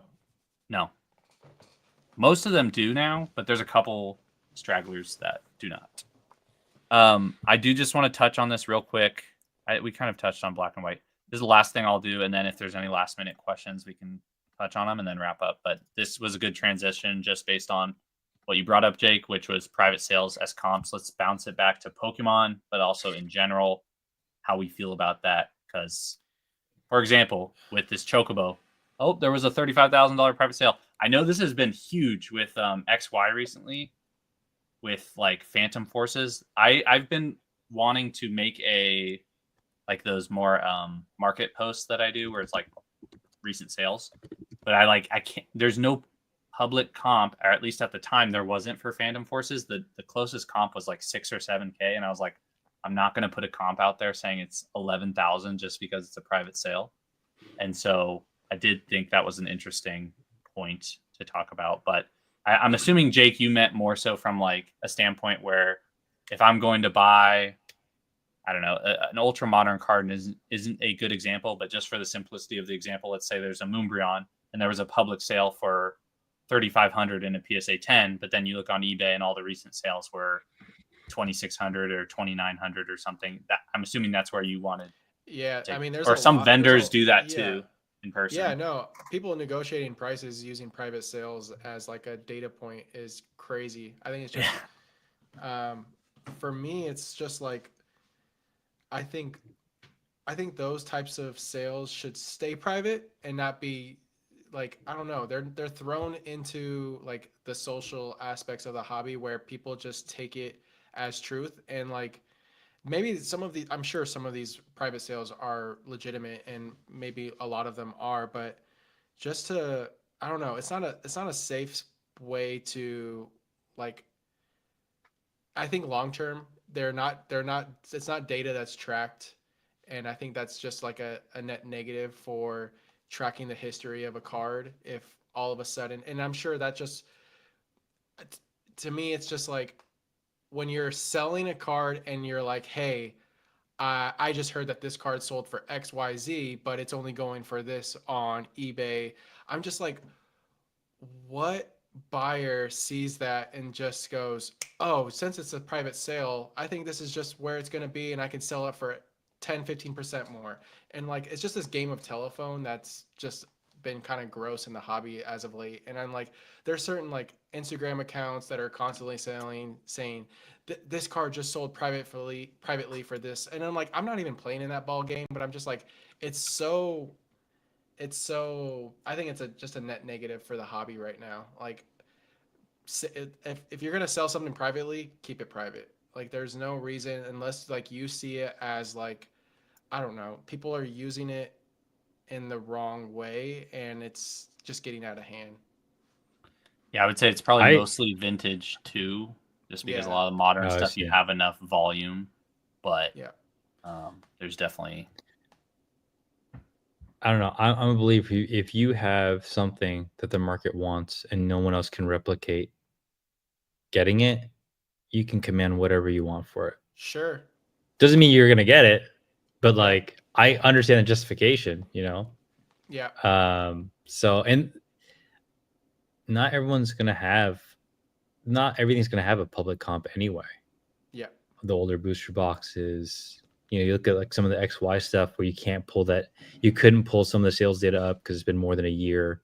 Yeah. So I don't know. I whether you call it like what happened in private or you make up your own reason, I just think like if you got something that someone wants and they can't get it on whatever secondary, then, you know, you can ask for a premium. And that, I think people, just a rant, I think people don't understand this is how the market is made for like more expensive stuff.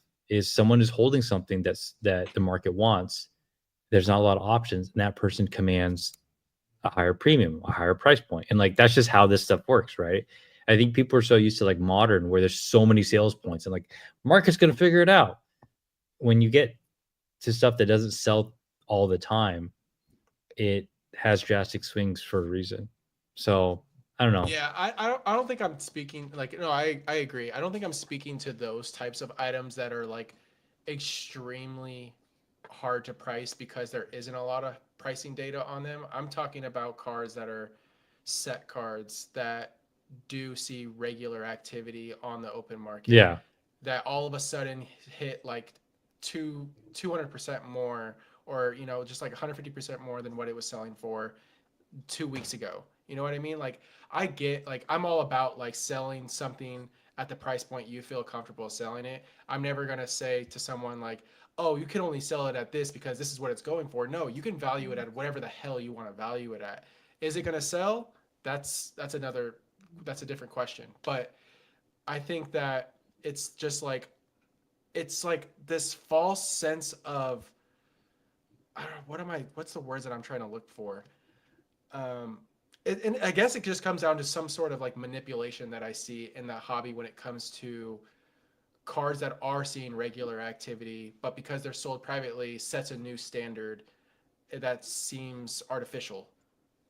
There's definitely some Yeah, sales that where makes it's like sense. a game of telephone where it's like, oh, Yeah. I just heard from so and so that there was a private sale, and that I don't agree with as much as like if there's not as much volume or frequency of sale, let's say, or the last sale, like there's been cards where the last sale was 2 years ago, and you're Yeah, like, that's a all different right, story. Yeah. obviously it's maybe worth more now than it was back then, so let's come to some sort of agreement. I'm not against that either. It's just, yeah, there's definitely, I feel like I saw it a lot with these XY cards and some of those black and white full arts where people are like, yeah, last private sale did 5K, like I'm starting there, OBO or whatever. And I'm just like, bro, you can't, like, Well, I hope you get that, but like that's not, Yeah. I it's was trying to tough. buy a PSA 10 Gold Star Mew, and I believe the only price point was like 6,500. This is like 3 months ago, I think. And the person I was trying to buy it from, I had offered like 8. I'm like, market's doing well. This seems fair. He's like, I can't take less than 15 for this because I know it just sold for more, a bit more than what you're offering. And in my head, so I didn't go to where you guys are. I'm like, I I still believe at 15 it's like cheap. And that card is like a 20 plus $1,000 card now. But Yeah, like if that's you have just the an money to play example of, around with that, yeah. yeah, I but I didn't doubt that it was selling for, it had sold for more in private, because it just, there's like, the thing is not exchanging hands like probably more than once a month if I had to guess, right? yeah. Yeah. So I don't know. I think it just depends on the card, what you value it at. Yeah. And I had no leverage in that conversation. It's like, you're probably right. And even at 15, if things go well, it still seems really cheap for this card, because that whole, Gold Stars needed to have their day. They were just waiting to have their day, and now Yeah. they have arrived. So I mean, yeah, when Gold Star um Dogs and PSA 9 are over 1,000, like they're they're doing well. yeah. Yeah. Top is in. All right. Well, if anyone wants to shoot last minute questions in the chat, feel free. Otherwise, we'll kind of wind this down. I want to be respectful of both your guys' time because we've just been cruising through. It's been 2 hours, 10 minutes, but it's been very fun. It's been funny because, especially Jake's background, but also yours, Ern. I saw the sun at one point in both your guys' rooms, and now it is Yeah. dark. So, but it's been very fun. I mean, bottom line, I feel like I'm not personally buying too much right now. Things are just, it's not even that they're too crazy. It's just like there's too much emotion and like, I don't know, volatility, it feels like, from an emotional standpoint. Zach, just You're ignore buying the wrong everything. thing, Buy, man. Buy ponchos. Buying the Come wrong on. things. Buy or buy. Get out of modern. Stay away from modern. Retro is You got to buy ultra No. Pokemon Bowl. I do agree with some of his points though on like Oh, yes. things just not being the same as they were, and also just he made some good call outs on Josh, I think, where it was like you can't say that things aren't priced the way they should be if people are paying those prices on a very regular basis. But they could be priced higher than what you're willing to pay, which I think is very fair. I'm just like of the belief that like I have a sizable position in like Sword and Shield, not really Sword and Shield, but a little bit in Sword and Shield and Scarlet Violet especially. And I'm like, I'm cool and like I can drip out a little bit, but even if it goes back down, I think I'm so well covered that I'm not really worried. Also, still have a job. Like I think that's the problem is like a lot of this content that even I am trying to make, it's hard to like convey. There's so many external circumstances to like Pokemon investing, collecting all this stuff. Like I sort of made videos originally under the assumption that everyone was debt free. They didn't have a bunch of responsibilities, you know, kids, all these other things. And then I'm like, oh my God, like these people already are in underwater and are choosing to like still spend more. It blows my mind, but that's Maxed out credit I don't cards, think baby. most people understand what disposable income actually means. yeah. Like the true definition. Yeah. And that's no shade. It's just more so like, you know, I think the I think income that it's class just of like people who buy a lot of this stuff is like they're not in a position to take $500 or $1,000 and do whatever with. And I'm just speaking that from like just statistically speaking, and I'm trying to understand like who's going to Target and Walmart and all these different stores. Like they're like my paycheck is my disposable income, and it's like, no, you actually have some Yeah. things you need to cover And first. I speak from someone who did that, Yeah. you know? So I don't know. That's why I give modern investors so much crap. Because I know Credit like card is most people real, cannot bro. actually do it Yeah, the it's way they should. I mean that phrase, don't spend what you can't afford to lose is very real. It goes like a step further than that too. It's like not only don't spend what you can't afford to lose, but just like make sure your life is in order before you're spending on other things. Like you have to it's easy to get wrapped up in all this stuff, but I think a lot of people are way more in over their head than I realized previously. Finance, I think, is still cliche to talk about. In the sense I had to get of over what? talking about one's money, how much you're making, how much you sold. Like I had to get over that when I started making content and like built up how I am. I don't like it comes off as bragging, but it's like, no, I'm trying to quantify so you I'm trying to quantify so you understand what I'm saying in the context of it, right? And I think people are still kind of like reluctant to say how much you make, what do you spend, like how much debt do you have, because it's just not a comfortable conversation. And it's not related to cards, it's more so like personal finance is personal in general. Like we're not taught these things growing up as a society. Like now we are because internet and YouTube people are like catching on, but like dude, high school, college, you don't learn any of this stuff. It's hella taboo.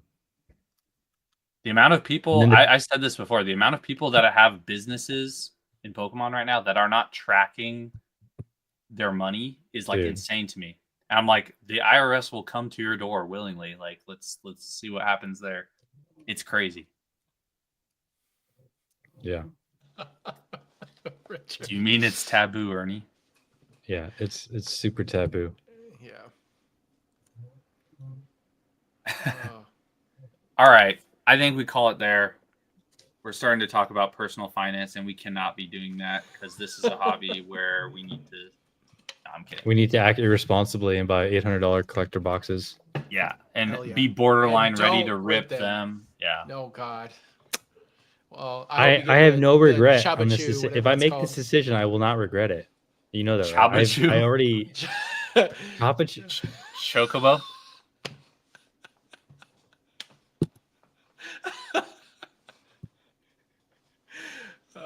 Whatever it is.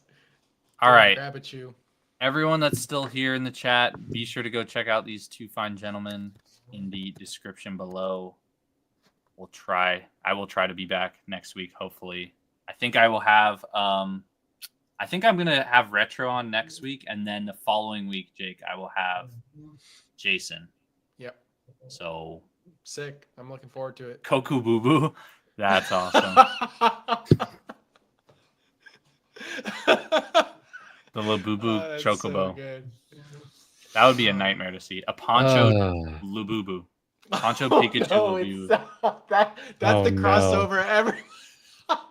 I'm gonna design call that. it. No, I'm gonna okay, design that. I'll- I'm gonna do it. I'm gonna do it. I'm gonna make it. a into- closing Retro thought. would sell it. He I said. bet you. I bet you they will do like a Pikachu Labubu one day. I bet you money that it will happen. That's I'm the gonna day we design sell that it all. card. They'll tarnish the brand. It will Oh my happen, and the internet gosh. will explode, and the Oh, whole gave me some multiverse will ideas. reset after that point. All right. Oh gosh. Cutting the stream. P Boo Boo. Thank you all for being here. Go check out Ern and Jake. And we'll catch y'all soon. Bye, y'all. Peace. Peace.